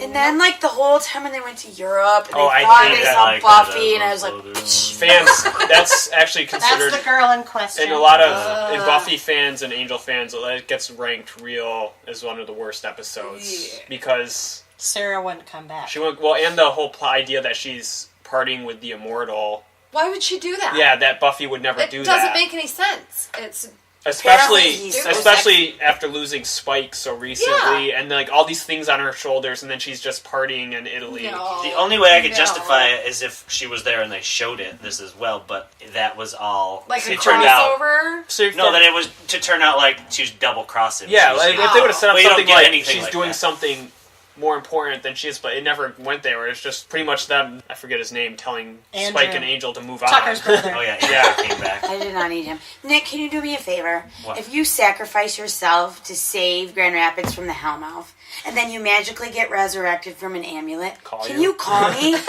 Can you just call me and let me know? We can be together again. We still love each other, right? I think so, yeah. Right? Yeah. I was like, why doesn't he just... I agree with that too. It was weird. I agree Nobody with could that too. call it. They were basically trying to ride around the fact that Sarah Michelle Gellar would not come back I to know. Pick And something the else to do. horrible Just do shots of something else. her head from behind. the show. Yeah, just It was a bad. bad wig. Just bad. Real bad. It was Not good. I thought Andrew was funny. He had a little moment. It's not my favorite. He's cute episode. or whatever, but I mean, you know what I mean? Like, it's fine. I didn't think he deserved to live through the apocalypse. Why was he still alive? I don't know. Couldn't Anya have lived instead? Exactly. She could call him. We We'll have her. covered that in Yes, episode I 4. know. I understand, but I just Still- want to drive the point home now. It's still weird. It's still weird that he's alive. Yeah, we Although don't I did like the 1980s, or when they're in France, it's flashing back, and they're both like in the black turtlenecks, being hipsters. Oh yeah, is that in that episode? It is still? because they're flashing back to one of the first times they met the immortal. Oh right, yes. And he tricked them. Yes, they were very new wave at that point. I actually enjoyed also Why We Fight, which is the one where the World War II, the submarine flashback. captain comes back and tries to kill everybody because Angel had to sire him, but he actually had to sire him to save everybody else. But he still holds it against him, and Spike is The playing origin of a Spike, Nazi. and the origin of Spike wearing a long leather coat. Yes. I didn't mind that episode, but I'm a little claustrophobic, so it was kind of hard. I don't like submarine. I didn't mind it either, but I don't know. Maybe for me, a little bit of it felt like they were reaching a little. Did Yeah, anybody for else me it feel felt like that? a throwaway they episode. were, yeah, like, they were reaching. when you're in the middle of all the just a little Wolfram and bit. Hart stuff, and then that was kind of, okay, here's a little look away, Random, but it didn't really... Let's try something new or something. But like, it was a well-told story. Yeah. That's what I liked. And the cinematography was cool. Yeah. And it fills in that blank part of Angel's history, too, because everything else is pretty well covered. It's true. We don't get much early 20th century. You? Opinions? I didn't mind that episode. All right. I didn't have anything else to add. All right. You all said a lot about it. Okay. Wow. So I didn't think, maybe we built it up too much, Kyle. What do you think? We thought you were lying just to get us to finish it. No. No, I sincerely really love believe it. it. I you- enjoyed season 5. Yeah, I still rewatch it quite a bit. That's the one that actually maybe ends up making me like the series more than... I'd probably be closer to where you are if it weren't for season 5. Different strokes, guys. Well, that's why we podcast. Yeah. Spicy! Hashtag This is spicy. We are pretty spicy. I don't know. We're group. not You're being spicy. mean to each other. No, we're not Spencer spicy. No, and you guys are making good points. Like, I can see why. You might not like Yeah. things the way they ended up. And I agreed with some of them.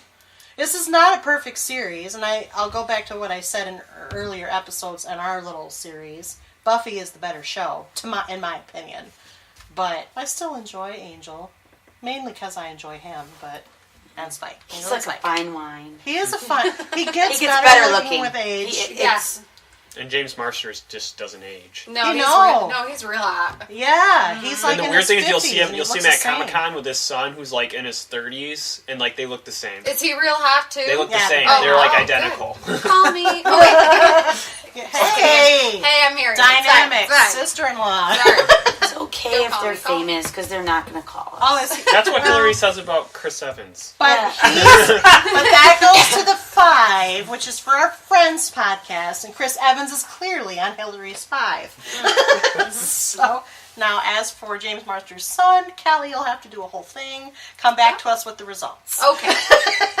Keep you posted. All right. You better learn his name. You can't just call him, hey, James Marsters' son, come here. Yeah, he might feel He'll devalued. be like, who? JM Jr., what's up? I don't know. He's probably been floating on that his whole life. Yeah, probably. Maybe so. Anything else you want to say about season 5 of Angel, or Angel in general? No.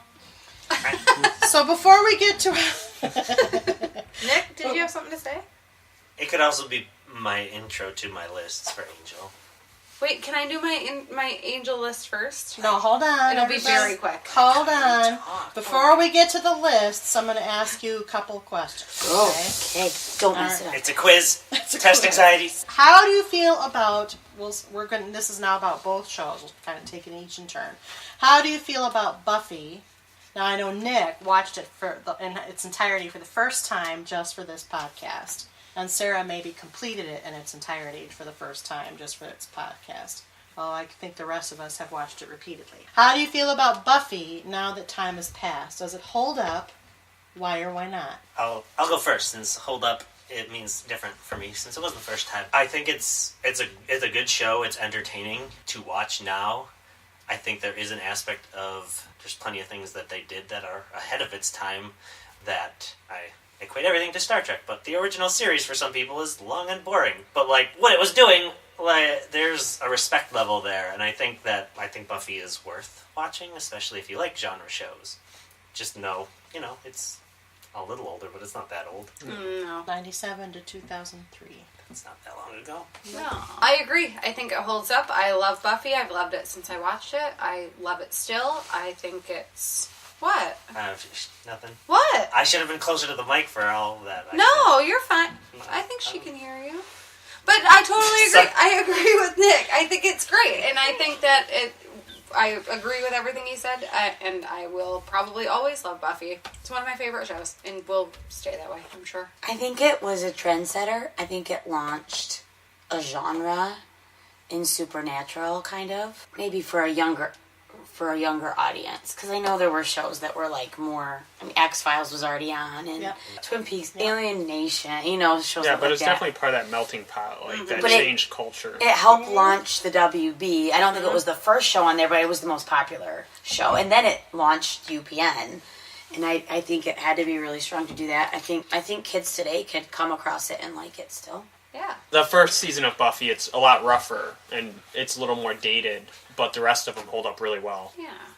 I'd agree. I think, I've already said Buffy is one of my all-time favorite shows, top 3. And I think it does hold up because the great thing about Buffy is that it chronicles adolescence. It sets all of these horrible things up against what it's like to grow up from the time you are an early teen until you're an adult.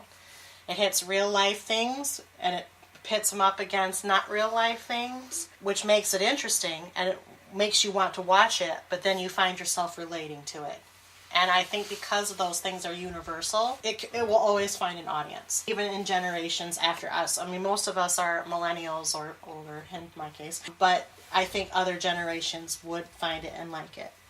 Do you think that it was time for it to go when it went? Would you have watched more seasons? Should it have ended sooner, or did it end at the right time? I think that's really hard to say if you weren't watching it when it aired. I was watching it when it aired, and I could have done with season 5, but I did appreciate it moving on. That's pretty much how I felt. I felt like 6 and 7 were kind of stretching it a bit, so I was kind of fine where it ended off. And I thought it was a pretty decent finale for as far. I mean, most finales I hate, and that one I was okay with. Especially for moving on, Yeah. when it could have ended at season 5 easily, and would have been great. Yeah. I agree. I think 7 was perfect, actually. It would have been good at 5, too, but I still love season 6. I will always love season 6. It's messy, but it's kind of a beautiful mess to me, and we wouldn't have had it if they didn't go on. Right. But given the way season 7 went, I'm glad they ended when they did. Me too. Would you recommend Buffy to others? Why or why not? Yes, because it's awesome. I would recommend it. Yeah, I mean, I'd recommend it for like the same reason I'd recommend the CW superhero shows. Like it has a little bit from every genre, so I think there's something anybody could like in it. It's not gonna hurt you. Sarah's ringing endorsement. I mean, if you're looking for a show to watch and you're like me that thinks back over like really iconic shows, you know, like I wanted to watch Twin Peaks because it was iconic. Didn't make it very far, but you know, shows like that, then yeah, I definitely think that you would enjoy this. It was iconic. It changed the landscape of television. For sure. I agree with Sarah and Kyle the most. Everything they just said. That's how I would feel. Yes. All right, now Sarah and Nick both watched Angel for the very first time for this podcast series. Kallie maybe made it through one run of it, maybe. Yeah. Yep, it was about one. About one. Yeah. And Kyle and I have watched it multiple times. He might have watched more than I have. I have every season on DVD. So do I, but I don't watch this one as much as I watch Buffy. How do you think Angel holds up? I gotta tell you, I was bored through a lot of the episodes. Like each individual episode did not carry my attention. They blur together, so I don't think it holds up. I agree with that. I think it was an interesting idea with a really, really poor follow through. I think it could have been better. I just don't think it was very good. Agreed. Sarah's afraid to say anything else. There's nothing I need to add. For me, seasons 1, 2, and 5 are so good that it's in my top 5 favorite TV shows of all time. So for me, it holds up. I mean, it's just 4 and the back half of 3 for me are a struggle, but I love the other seasons enough to where it balances out. I think Angel holds up if you are a fan of the universe. I think regarding Angel as sort of like the little brother of Buffy the Vampire Slayer, for me, makes it hold up. I do think that the show is flawed, and I've covered what flaws I believe exist. I agree with Kyle that seasons 3 and 4 particularly are a struggle, although I sometimes struggle through the first season too, but it gets better. 2 and 5 for me are the best. They're the reasons to watch it, because if you're interested in the Angel character, or the Spike character, because you get a lot of crossover in season 2, or the family, the Master, Darla, Angel, Drusilla, Spike family, it's worth watching the show for that aspect of the character. If you are not interested in those characters, you are not going to like Angel. And I think that's the division that we heard, because largely the three in the room that are saying they don't like Angel did not like Drusilla, did not like Darla, and are not impressed by Spike. And maybe you liked Angel and maybe you didn't. It just kind of depends on the day and the time and the whatever. Whereas those of us, which is basically me and Kyle, who did like it, really love those characters, so the show resonates more for us. And I think that's the difference. Now, it was 5 seasons and canceled. Was it time for it to go when it went? And Sarah and Nick, you can abstain because you watched it for the very first time now. Or would you have watched more seasons? Should it have ended sooner, or did it end at the right time? It definitely did not. Watching it when that was on, it was picking up viewers, and the word of mouth on season 5 was so good that it was just building all this momentum, and then they just cut it right off. And especially knowing where season 6 was going, I really wish I could have seen it with the actual actors and not just in like a script form or a comic book form, because I think it would have been amazing. I actually don't know. I don't know where it was going to go. For me, season 4 was like, and I'm done. Almost immediately. And I know that you could have gone there. Kyle could have gone there too, because it was a struggle for you. And I think that's where I was like, and I can't. So I think 3 seasons would have been fine for me. So you're saying it should have ended sooner? I think it could have. Okay. Easily. If it would have gone further, maybe it would have redeemed itself for me. I don't know. So that's possible. But for me, that was just so bad. I would have watched more seasons. I was watching this show live by this point, and I agree that it was a very abrupt ending. I think for an abrupt ending, it's all right. I mean, the fact that they go out fighting is in keeping with what they were. And that's how it lands for me, so I don't hate it as much as I could have. But the fact that they did cancel it when it was on a ratings uptick and it was in this sort of creative renaissance for the show itself, it might have gotten better. I don't know. I don't know either, but at the same time, I wish they had tried. So at least for one more season, if not more. I think it could have gone to a 6th season. So I would want it. Now here's the dangerous question. I already know the answer. Would you recommend Angel to others? Not in good conscience. I would have them watch. I recommend Buffy, and then if they liked Buffy, then say, "Oh, you get more Angel and Spike right here." Even then, I don't know if I would. I would maybe caution. Do I like the person? This is your recommendation. So yes, probably. Then no. No, she says no. Probably not. See, I feel like before doing these podcasts, I would have been like, "Oh yeah, I'd recommend it to anybody," and then seeing their reactions. Because poor Kyle would have recommended it to all of us, I'm sure. Yeah, I thought you guys would all love season 5, Yeah. like because I love it so much. People have been telling me to watch Buffy and Angel for a long time because I like a litany of shows that this is on a list with. Like I said, I like Buffy, but I wasn't swept up in it when it was happening, and I think that is holding me back Part from of it. liking the universe as a whole as well. But yeah, I wouldn't recommend it. I would not recommend Angel by itself. I do not think as a show by itself it holds up. I think people would struggle with it. I think as a compendium or a companion to Buffy, I would. I don't know that I would recommend watching Buffy first and then watching Angel. I think the best way to appreciate Angel is by watching it in episode order, like the Arrowverse on CW Now. I think when you see how it fits in the overall, it's a lot easier to appreciate. I think if you watch Buffy first and then you try to watch Angel and then you're trying to remember, why are these characters over on Angel and where did they go and they went to Buffy and which season was this, it kind of detracts a little too and it takes you out of it.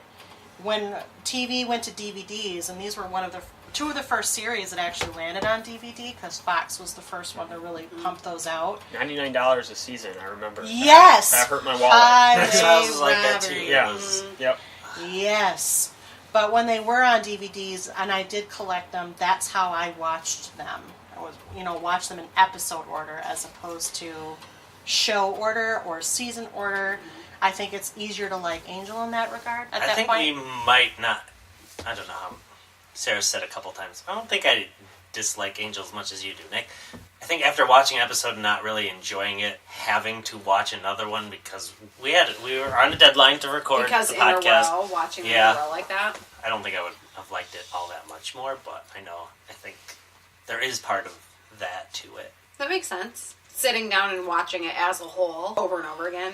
So I think I agree that watching it in show order too also breaks up the Angel and it weaves it in more. As a it part does of help. It helps. Mhm. I remember. So yeah, I wouldn't recommend it by itself, but I would recommend it as a companion to Buffy. If you are a big Buffy fan, this is, I think, a good thing, but you may or may not like it. 5 seasons for a spin-off is respectable. Right? It's highly respectable. It really is. And they could have, like we were saying earlier, it's possible it could have gone for more, but I guess they just made the decision, like, we're going to move on, and then a year later budget was put too Supernatural on it. They funneled the budget of Angel to 2 shows. One was Supernatural, and the other one got canceled. I feel like that was probably good. I mean, Supernatural was a Good fantastic decision. 13 years later. 1,000% completely.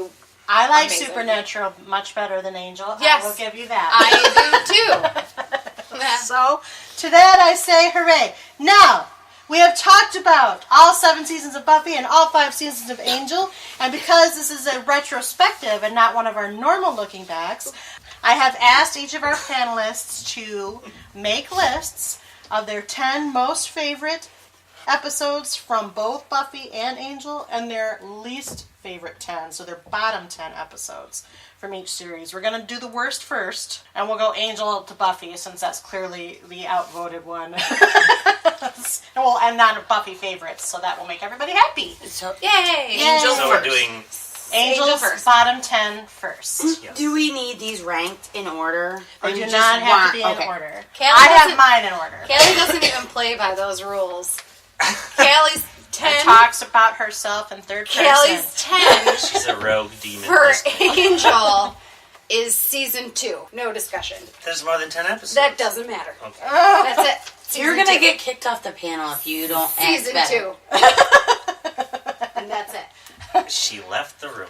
She said that's the worst. She Yeah. said all of those episodes are her worst. Okay, let's get to the real people. I only She have whizzed out of the room for the record. I only have one season 2 episode as in my bottom 10. I guess I do have 4. But I have 2 season 2 episodes in my bottom. who would like to go? My first? bottom list is all season 4. All right. Oh my God. A lot of season 4 are in mine. So So who I- wants to go first? Kallie went. Who wants to go Does second? Kyle? Do you literally have a list, or is it just season? I have a list. Oh, but so yeah, you I got have a a list of list, episodes. too. But they're all Maybe it's season, they're all I thought season you 4 were though, so I pulling mean a I don't Cal- really. Okay, I hate them all equally. So I'm gonna I say don't- my list, Okay. Okay, Sarah. and I have a top 2 most hated. Okay. One is She from season 1. So that's your most hated. Most hated. That's the worst episode ever. Totes boring. Okay, my second worst hated was the cautionary tale of numero 5. that episode's funny. What the crap? That was so dull. I couldn't El even. Roboto Diablo. Yep, boring. And then the rest of mine, just in no particular order, are Life of the Party, season 5, Sanctuary, season 1, Redefinition, season 2, Sense and Sensitivity, season 1. That's where Kate and her dad are all sensitive and weird. I didn't even rank it amongst my 10, but go ahead. Hero, season 1. The Shroud of Rahman, season 2.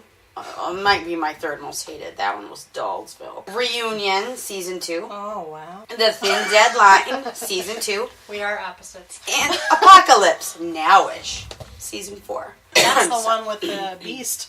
Yep, that one's on my list. That's where Whoa. Cordelia does it with Connor. Yep. Yeah. It's on my list, bottom 10. I'll go. There's some overlap with Sarah. All Really? right. We may have watched the show together. The Life of the Party and the Cautionary Tale of Numero 5 are on my list from season 5. Also Sense and Sensitivity with the Kate episode.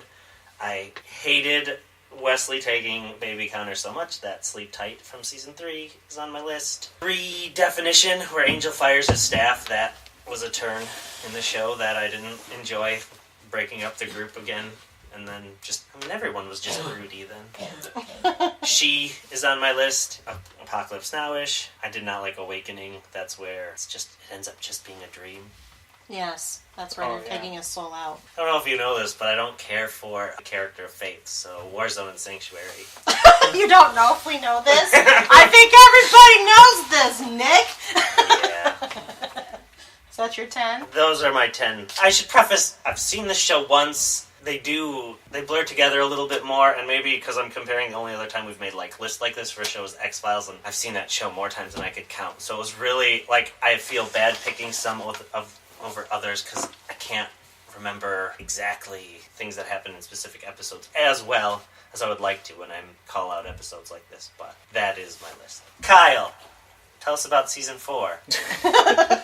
Literally, my list is entire. I had to double check, but it is all season 4 episodes. Wow. It's pretty much everything in the back half. Oh yeah, that's the one I hate. Season 4, not season 2. It's Jesus, season Kallie. 4. Sorry. Why did you come back? I don't know. I had to come back. I had to. That's the one I hate the worst. So I just don't Apocalypse like any of it, Now-ish though. is high up there as the worst. The one where she sleeps with Connor and Yeah, that's terrible. yeah. So you are And then at... everything with Jasmine, like the Shiny Happy People and Magic Bullet and Peace Out. Pretty much everything with Jasmine. They're like, oh, my favorite. That's funny. All the Jasmine ones are 17 through 21. And I know that because I'll explain mine. But that's way more than 10 if you're going back from Apocalypse Now-ish, because that's episode 7. Well, they're all in there. I see. Yeah. It ricochets back and forth, but most of them are the Jasmine episodes. Alright. I actually have a ranking, but mine's fast.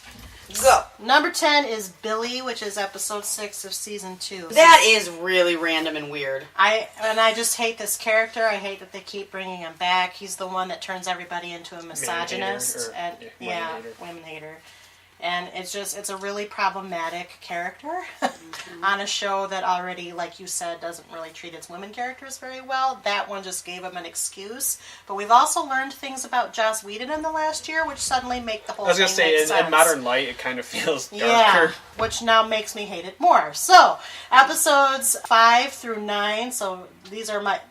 Billy would be my 10th least favorite, so 9, 8, 7, 6, 5 are episodes 17 through 21 of season 4, which is all of Jasmine. Do not like Jasmine. I didn't mind the magic bullet one so much, where Fred had to shoot Angel to get him to see, but that was one moment in that whole gaggle of them. I didn't mind the Beast part. I didn't like Connor and Cordelia sleeping together, but the Beast gave us Angelus, and that's what I was okay with, so I kept... Those aren't on my worst, but they're not on my favorite either. 4 is That Old Gang of Mine, which is that one I mentioned, the 3rd episode of season 3, where Gunn's gang has the rogue demon killing one, and then they destroy Caritas, and they hurt Lauren, and that makes me very upset with people. Happy Anniversary is my 3rd least favorite, so this is the one where the physicist freezes time to tries to freeze time so that his girlfriend will never break up with him. Do you remember that one? Yeah. No. He's trying to freeze time in the middle of having sex. Yes. Oh, It's That was a pretty real creepy episode. Yeah. And I did not like the Did undertones. I black that out? You must have. Oh, God. Yeah, that episode, I remember watching it when it aired, and I felt very uncomfortable. I still do. I can't, and again, now that we've learned stuff about See, I Joss forgot in the about that last episode, year. and I think I would bump at least one, put that on my list. Yes. Happy Anniversary is not, and it's tedious, but it's tedious all by itself, but then when you add that story, it's not good, and I hate it. For number 2, my second least favorite episode is The Ring. This is the 16th episode of season 1. This is when Angel gets caught up in that demon fighting ring and has to kill people 21 times to lose his bracelet. Oh, I like that. Oh, God, that was boring. It was like his Voyager episode. Tsunami Tsunami. with the rock. Yeah, and 7 and 9. We're nerds. I mean, I like that on Star Trek Voyager. I don't like it here. Okay?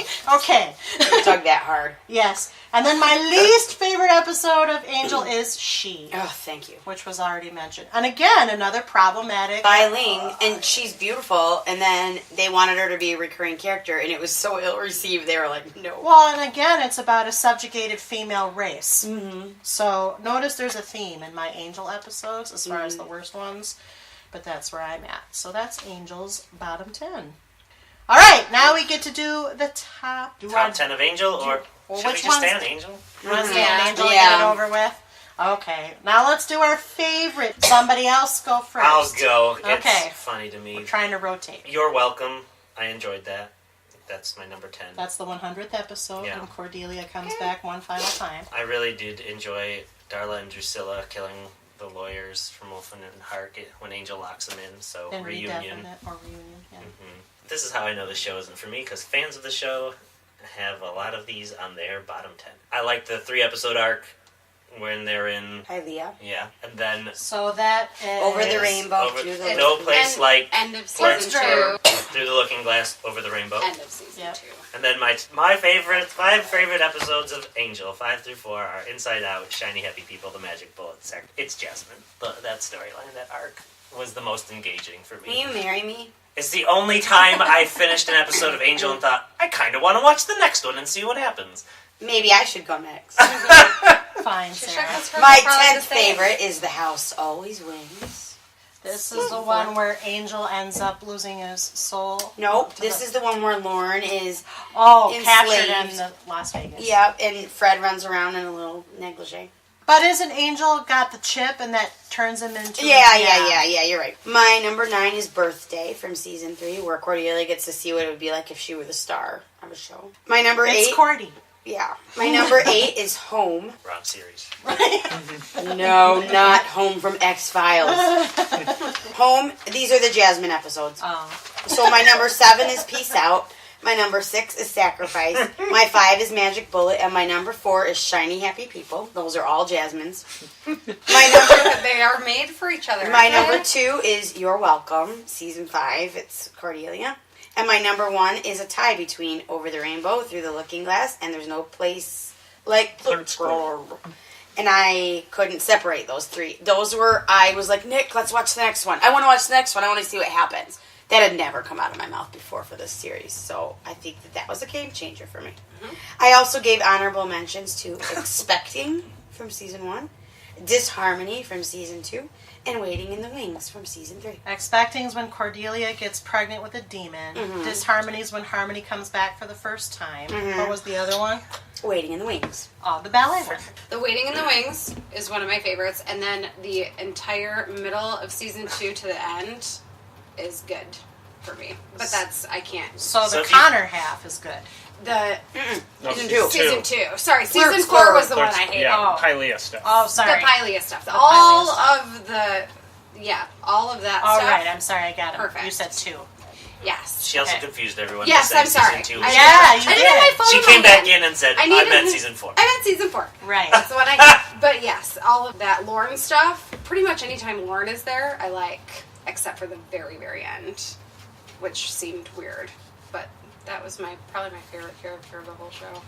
So I liked his stuff. A lot of it I really hated, so it's really hard for me to pick favorite. My number 10 is Blind Date, which is Lindsay's season 1 episode where he betrays Wolfram and Hart and helps Angel and kind of walks away into the sunset. Granted, it loses some of its impact with season 5, but otherwise I love him working with Angel. I thought that was a great team up. Number 9 is Parting Gifts, because it's the bounty hunter Wesley when he comes back, and I love that character. Number 7 and 8 are the Kylie stuff. There's 3 of them. Through the Looking Glass, No Place Like Clerks Glurb. Yeah, those are on my list. Not Over the Rainbow? That one actually is not on my list. Okay. I had to make room for I Will Remember You, which is the Buffy episode from season 1. Okay. Did I say that one? That was my number 4. And I feel like I skipped it. You did not say it. That was my number 4. It's on my number 4. Not Fade Away and Hole in the World, which I think those are both. Not Fade right. Away is the series finale. Hole in the sorry. World Hole is in the when World. Yeah, Fred is exposed to the sarcophagus Yes. dust. I don't like her death scene with Wesley. Like, for me, elevates that show. I don't really like Illyria, yeah, but I like that episode. Then Smile Time, because it's just so damn funny. You're Welcome, the 100th episode. I thought everything was like in top form, all the cast and everything. And my number 1 is Destiny, because it's the Spike and Angel penultimate episode. I have an honorable mention for Spin the Bottle. It's when they revert to their teenage personalities. That would be like 11. Number 10, I have Darla, which is 7th episode of season 2. This is when we learn Darla's backstory. Number 9, I have Lullaby, which is the 9th episode of season 3. That's when she kills herself to have Connor. So it's a nice bookend. Number 8, I have a tie for Reunion and Redefinition, the season 2 episodes where Darla and Drusilla are back. They lack the Wolfram and Hart lawyers, the whole 9 yards. Angel goes real, real dark without actually losing his soul. That's why I like it. Number 7, I have a tie for Solus and Orpheus. These are the only 2 season 4 episodes I like. Solus is when Angel is Angelus and is screwing around with everybody. Orpheus is when Willow comes back to put the soul back in him. Number 6, I have You're Welcome, the 100th episode. Number 5, I have Waiting in the Wings, the ballet episode. Number 4, I have I Will Remember You, the Buffy episode. Number 3, I have Smile Time, the puppet episode. Number 2, I have Not Fade Away, the series finale. And number 1, I have Destiny, Angel and Spike fight over Shanshu.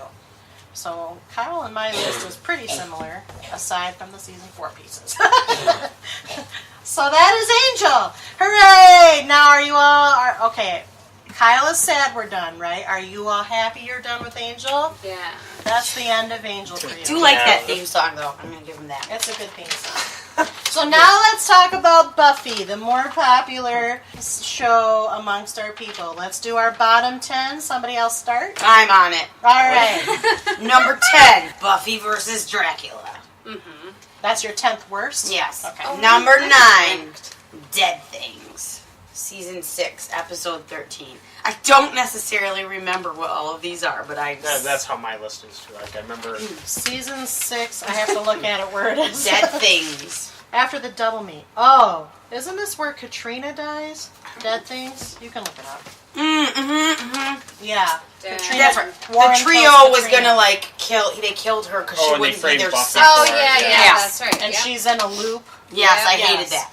Okay. Number 8, Teacher's Pet, Season 1. Teacher banging people and eating them and crap. Gross. Number 7. Who's a praying mantis? Praying mantis. Frank, she was Yes. Mantis.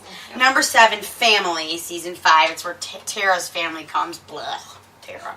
Number 6, The Puppet Show. That's Season 1, where there's a ventriloquist dummy puppet thing. I almost put that on my list. Number 5, Wild at Heart. Oz cheats on his girlfriend with a weird werewolf girl. Blah. Number 4, Killed by Death.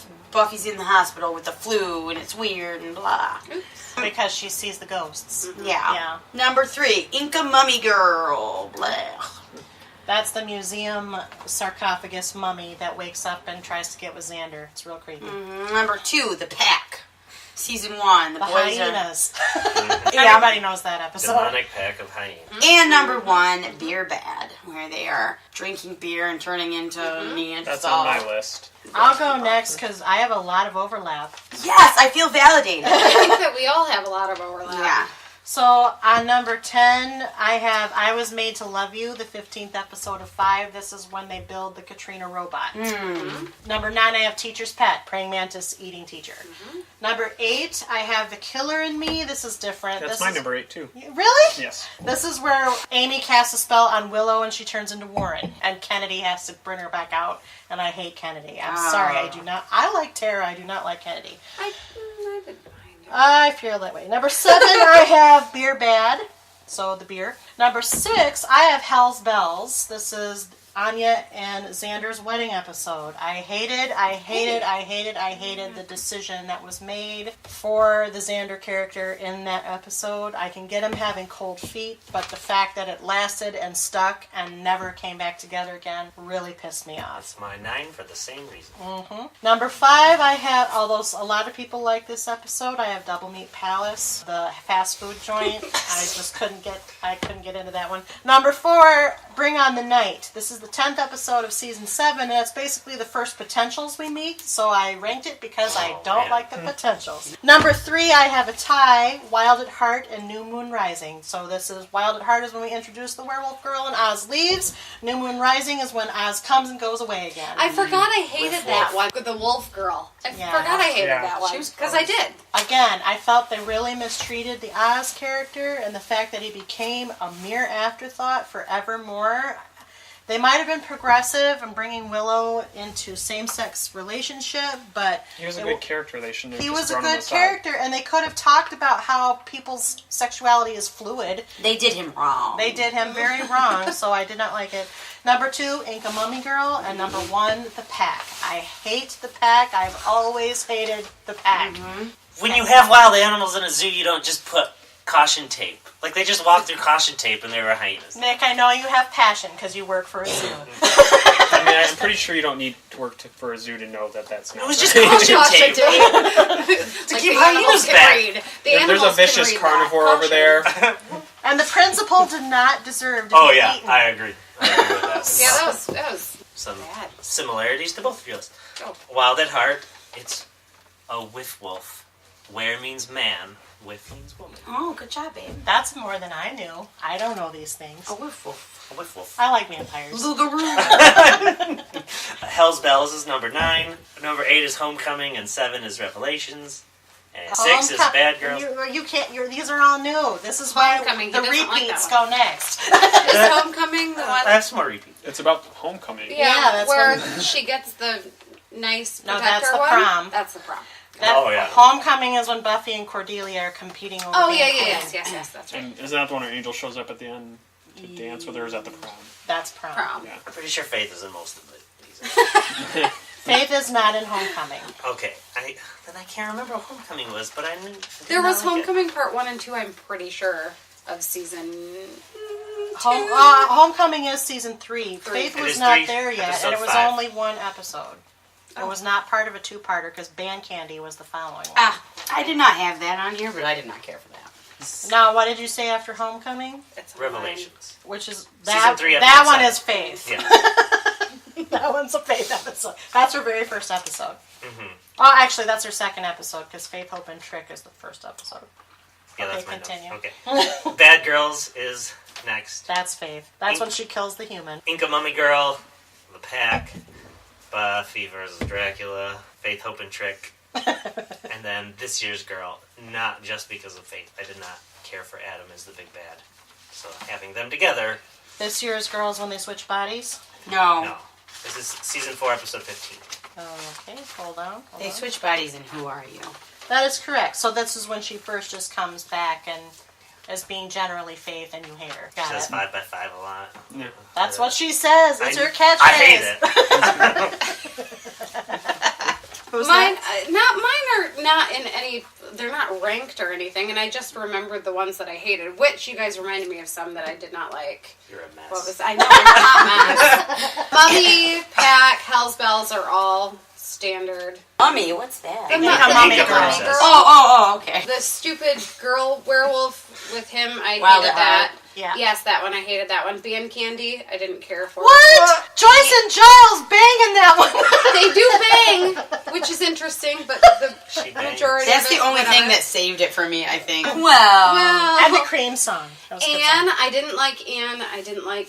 That was when Buffy left. Yeah, Oh, yeah, she she was was in being LA. a waitress. The Go Fish, which was The swim team with the Speedos, yeah. Oh yeah, I don't like that. The only yeah. reason I like that one is because Wentworth Miller's in it, and he's real young. And Xander wears a Speedo, right? He does. Yeah, he does. I mean, if that makes it up. Not for me, but I thought others enjoyed him.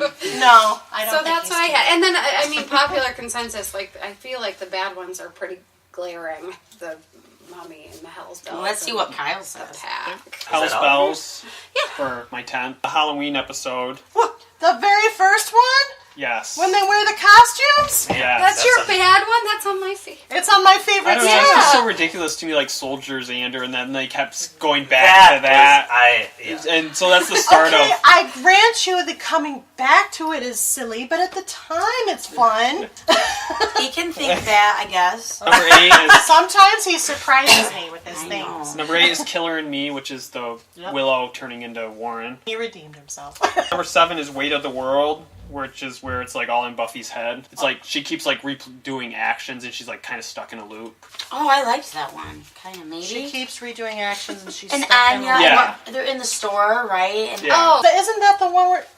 No, the one in the store is the insane asylum because Willow... Oh, well, that's also Oh, high yeah. up on my list, too, because both those episodes are similar to me.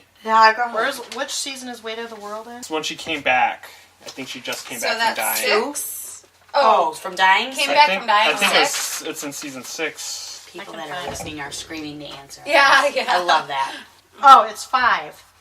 It's the one right before the season finale. Oh, She's yeah, making she that kidnaps decision. Dawn, and then she's the whole episode is her building up towards taking action, but it's it felt like a throwaway episode. Kind of dull. Yes. I kind of remember that. 6 is Into the Woods, which is Riley being addicted to the vampire blood, him being a vampire joint. I didn't like the Riley character to begin with. Agreed. And that's also number 5 is Where the Wild Things Are, it's another Riley-centric episode. They're stuck in a house with ghost children. Oh, yeah. They're having the is that what they're sex- doing? Yeah. It's Yeah. another Halloween episode, only this time it's in a frat house. That one is a fan hate, that one. Yeah. That one ranks people. I don't hate like. that. I mean, it goes back to Riley, and then number 4 kind of follows that too. The Iron Team, which is the Initiative. I hated the Initiative. I hated Adam. I didn't like any of that. And then 3 is Beer Bad, which is the Beer Cavemen. I Yeah. think that's on pretty much all of our lists. What was it? Number 2, Go I didn't Fish, which is the That's swim yeah. team one. And then number 1 is the Insane Asylum, the Normal Again one. Wow, that one's actually critically acclaimed. They didn't like it. I didn't like it. Man, tough crowd. All right, well, let's see what the favorites look like. So somebody else has to start Oh, who did you- hasn't started yet. Oh, 4 lists. One person hasn't started yet. I don't think you've ever started. You haven't started. I'm going to go last. Oh, 2 people haven't started. Kyle, Well- did you start it all? I didn't start. So do your favorites. He's not prepared. Well, now I don't. I have School Hard as number 10, but now I don't. I'm not remembering which episode that is. School Hard. School Hard is when Spike and Drusilla. Oh yeah, their first episode. Yes, yeah, that's so why. too. And then number 9 and 8 are connected. Possession and Innocence. It's the Angelus, and where he kills Giles' girlfriend. Jenny Jenny. Calendar. Yes. Jenny. Well, Angel and Spike are my favorite characters, and that's Angel's. It's huge to his arc and him leaving eventually and Well, that's finding when he redemption. loses his Yeah. soul. Number 7 is The Gift, which is the finale of season 5. Mm-hmm. 6, Lover's Walk. Yeah, this is another Spike episode, that's why. It's where he's brokenhearted and he's trying to get Willow to cast a love spell. Yeah. Chosen, the finale. I liked how, for the most part, how it resolved everything. Number 4 is Zeppo, the Xander on his own episode. It's funny to me. And I whenever I want to pick me up, I watch that episode just because it's silly. It doesn't, have any real stakes. Number 3 is Hush, just because of how perfect. I think it'll be on most people's best list, but it's one of the best critically acclaimed episodes of television, let alone Buffy. This is the all-silent episode where the gentlemen take the voices. Yes. Once More with Feeling is number 2, the music episode. Mm-hmm. And then my number 1 is Fool for Love, which is Spike's William the Bloody flashbacks, because that's my favorite character, so that's who I when care he most was about. telling poems to Cecily, yes. who later becomes Halfrick. Halfrick. And then he kills his mama. Yeah, it's real weird. Yeah, it is weird. My honorable mention goes to Double Meat Palace because I find it amusing and totally enjoyable. Okay. My number 10 is Superstar. That is where Jonathan is in the Oh. intro, and he's he had cast some wish or spell to be the head of the gang, and everybody thinks he's fabulous. My number 9 is Who Are You, which is where Faith is in Buffy's body. And Buffy's and Faith's. Oh. Mm-hmm. My number 8 is Doppelgangland, where we see evil Willow come. Vampire Willow. My number 7 is Halloween, which is the first Halloween episode that Kyle hated. Number 6 is Graduation Day Part 2. It is the season finale of Season 3, and I chose it because Cordelia gets to stake her first vamp. Number 5 is The Wish. That's Season 3 where Cordelia wishes that Buffy never came to Sunnydale, and we meet Anyanka, and we meet the evil people, and evil Vampire Willow. Vampire Willow and Vampire Xander. Number 4 is The Gift, which is the Season 5 finale. Number 3 is Once More with Feeling, the musical episode. Number 2 is Hush, which is just a beautiful episode. The cinematography is great. And number 1 is The Body. I feel like it is so well acted, and it came from so out of nowhere, and it was really shocking, and I have a personal connection to it because it's actually one where I remember watching it live and not knowing what was going on. But it's it's a very human death, and I think it's very humanizing. So, There's come on, y'all. There's a lot of overlap here. Mine, again, are in no particular order except for one, and it's my favorite episode of the whole entire series, and always has been for forever. But, so Halloween, of course, in Season 2, their first Halloween. Hush, The Body, The Gift, again, the Doppelgangland is also on my list. Jonathan, what's that called? Superstar. Superstar. Love it. Once More with Feeling. The last 3 episodes of Willow going bad. Season 6. Season 6, which So are, that I don't know is- what the episodes are called. They are villain. Well, she's Seeing Red is when she starts. She's got 4. So it's Seeing the last Red, 4. villains, 2 to go, and Grave. That whole thing is awesome. My favorite episode of the whole series is the I Only Have Eyes for You episode. Awesome. Is that Buffy and Angel acting out the Acting love out, story? yep. It's awesome. I'm going to start with an honorable mention. I don't really know how much I like the episode, but I love John Ritter a lot. So Ted. He Big was fan of John good. Ritter. He was good in that. It stands out in your mind, certainly. My number 10 is Superstar. 9 is Band Candy. My next one is Fear Itself, where Anya dresses up as a rabbit. She's real afraid of him. That's the frat one. That's the Halloween episode in the frat house. Bottom 10. Well, I like Anya in that episode. That's funny. I just don't like Riley. So. I like them being trapped in the house. No, Where the Wild Things Are is being trapped in the house with the Having Riley. Oh, but the, Fear Itself is the one where the little life-size demon is this big at the very Yeah. end. In the and it's attic. real scary. I was gonna say that one's not on my They're list. trapped in a frat house. And I thought you Anya said told Fear him. Itself. Okay. No, he didn't. No, Anya was told to wear no, a scary mine was Where costume the Wild and she came Things as a Are. bunny. It's the kid ghosts, not Okay. the tiny demon. I love the tiny demon For episode. some reason Yeah. I thought you said Fear Itself. No, he said Where the Wild Things Are. Okay, good. But, maybe Same this is season, different episodes. Maybe this is... My next one is Halloween. Okay. Okay. Which that was on your bottom 10. Yeah. Then Which we The all Witch. take exception to. The Witch is number 6. My number 5, I don't know. I like the Master, and I just gave respect to the 2-parter that started Buffy. Welcome to the Hellmouth and the Harvest. Okay. Respect. And then the next, number 4 is Graduation Day, parts 1 and 2 I put together. Then The Body, Hush, and Once More with Feeling is my number 1, because it's probably the only one I'll go back and watch by itself. I might go back and watch Buffy, but that's the only one I would watch on its own. I want to watch Hush again. I might. So good. I feel like Austin every once in a while watches it just to watch it. So I have some sames and I have a couple differents. At number 10, I have Tabula Rasa, which is the 8th episode of 6. This is when Willow casts a spell and makes everybody forget who they are. Mm-hmm. And then Spike is Randy and Buffy's Joan, and Spike thinks that Giles is his dad. that is fun. It's a lot of fun. Number 9, I have Halloween.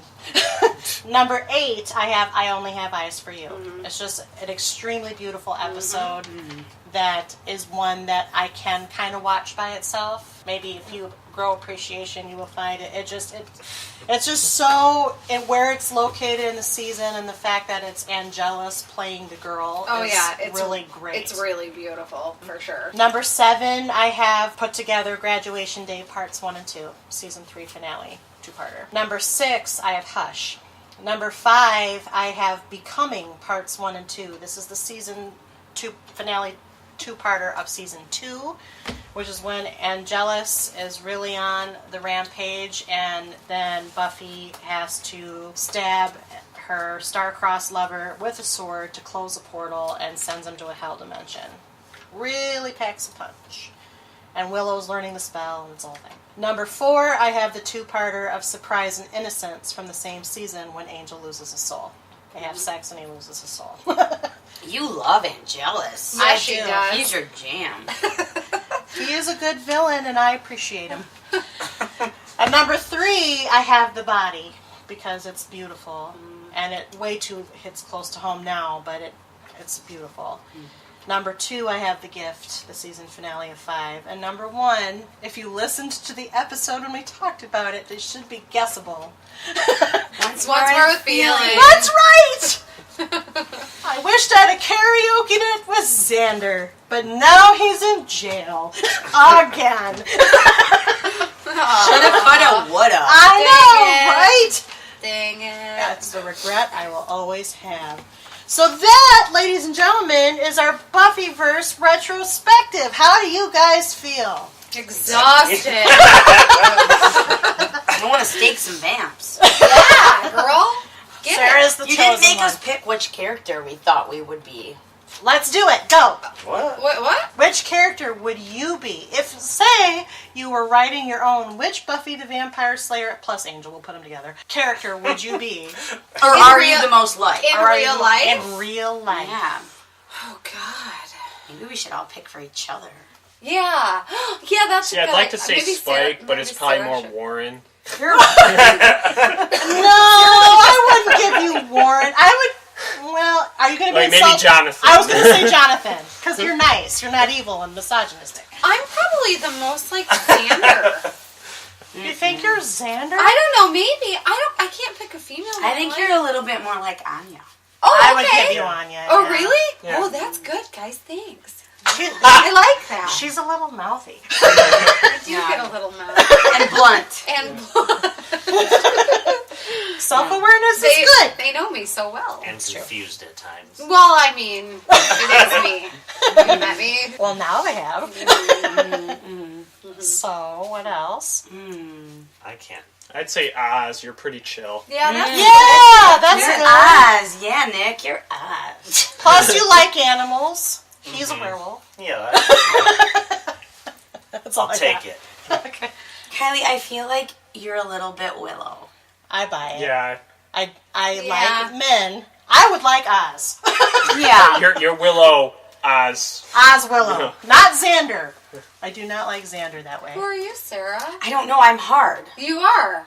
'Cause I'm very bossy. Yeah, you're the most difficult, I think. Maybe you're Cordelia She's season Cordelia. 3 of Angel. She's Cordelia mixed with I maybe a little bit kind of of wondered. harmony. Well, I kind of wondered if I was Faith a little. and Faith. But I know my husband hates her, so that I struggle to I say think that. I- But I'm a little balls You to know the who wall you like are? her. You are You're kind of Faith. you're Cordelia, I think, with like Angel Cordelia. I'd say With more responsible Cordelia. Kendra like slammed Oh, I in hate there. Kendra. Mixed. No, I would give you. I Don't think- hate Faith. I think I'm a little bit like Faith. Faith, I mean, yeah. I've never murdered anybody, but I'm very ballsy and brash. Yeah, And you I are. have brown hair. And Yeah. Not red hair. This is a I problem. make quick judgments. I'm quick to I'm very does. snap. You know, I'm kind She of. is very, very. That's true.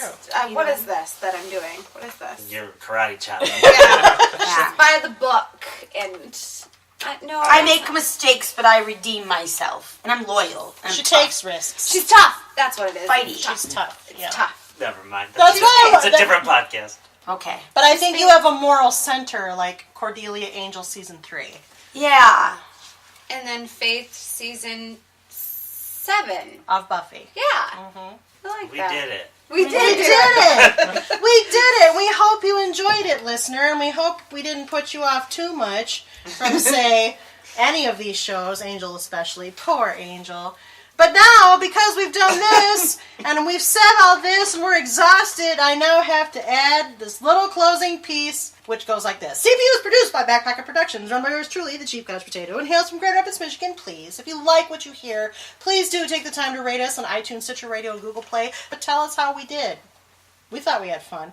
Or you can just, write a review, comment, whatever you want. If you have suggestions on shows, looking back or forward, that we might consider, contact us at our website, couchpotatoesunite.wordpress.com, via email at couchpotatoesunitepodcast@gmail.com, or via social media, Facebook and Twitter, that we add new and old shows to chat about around the water cooler all the time. As always, we have so many more new episodes coming down the pike. Make sure you subscribe to the blog, any one of our channels, our social media accounts. Stay up on new events and episodes. You can find old episodes by searching for us. We're on the web. We hit the top of the Google searches. If you enter Couch Potatoes Unite, it's pretty fantastic. But if you come straight to our website, we're easy to find. Angel is currently available to stream, if that's what you want to do, on Hulu. That you can buy the DVDs if people still do that.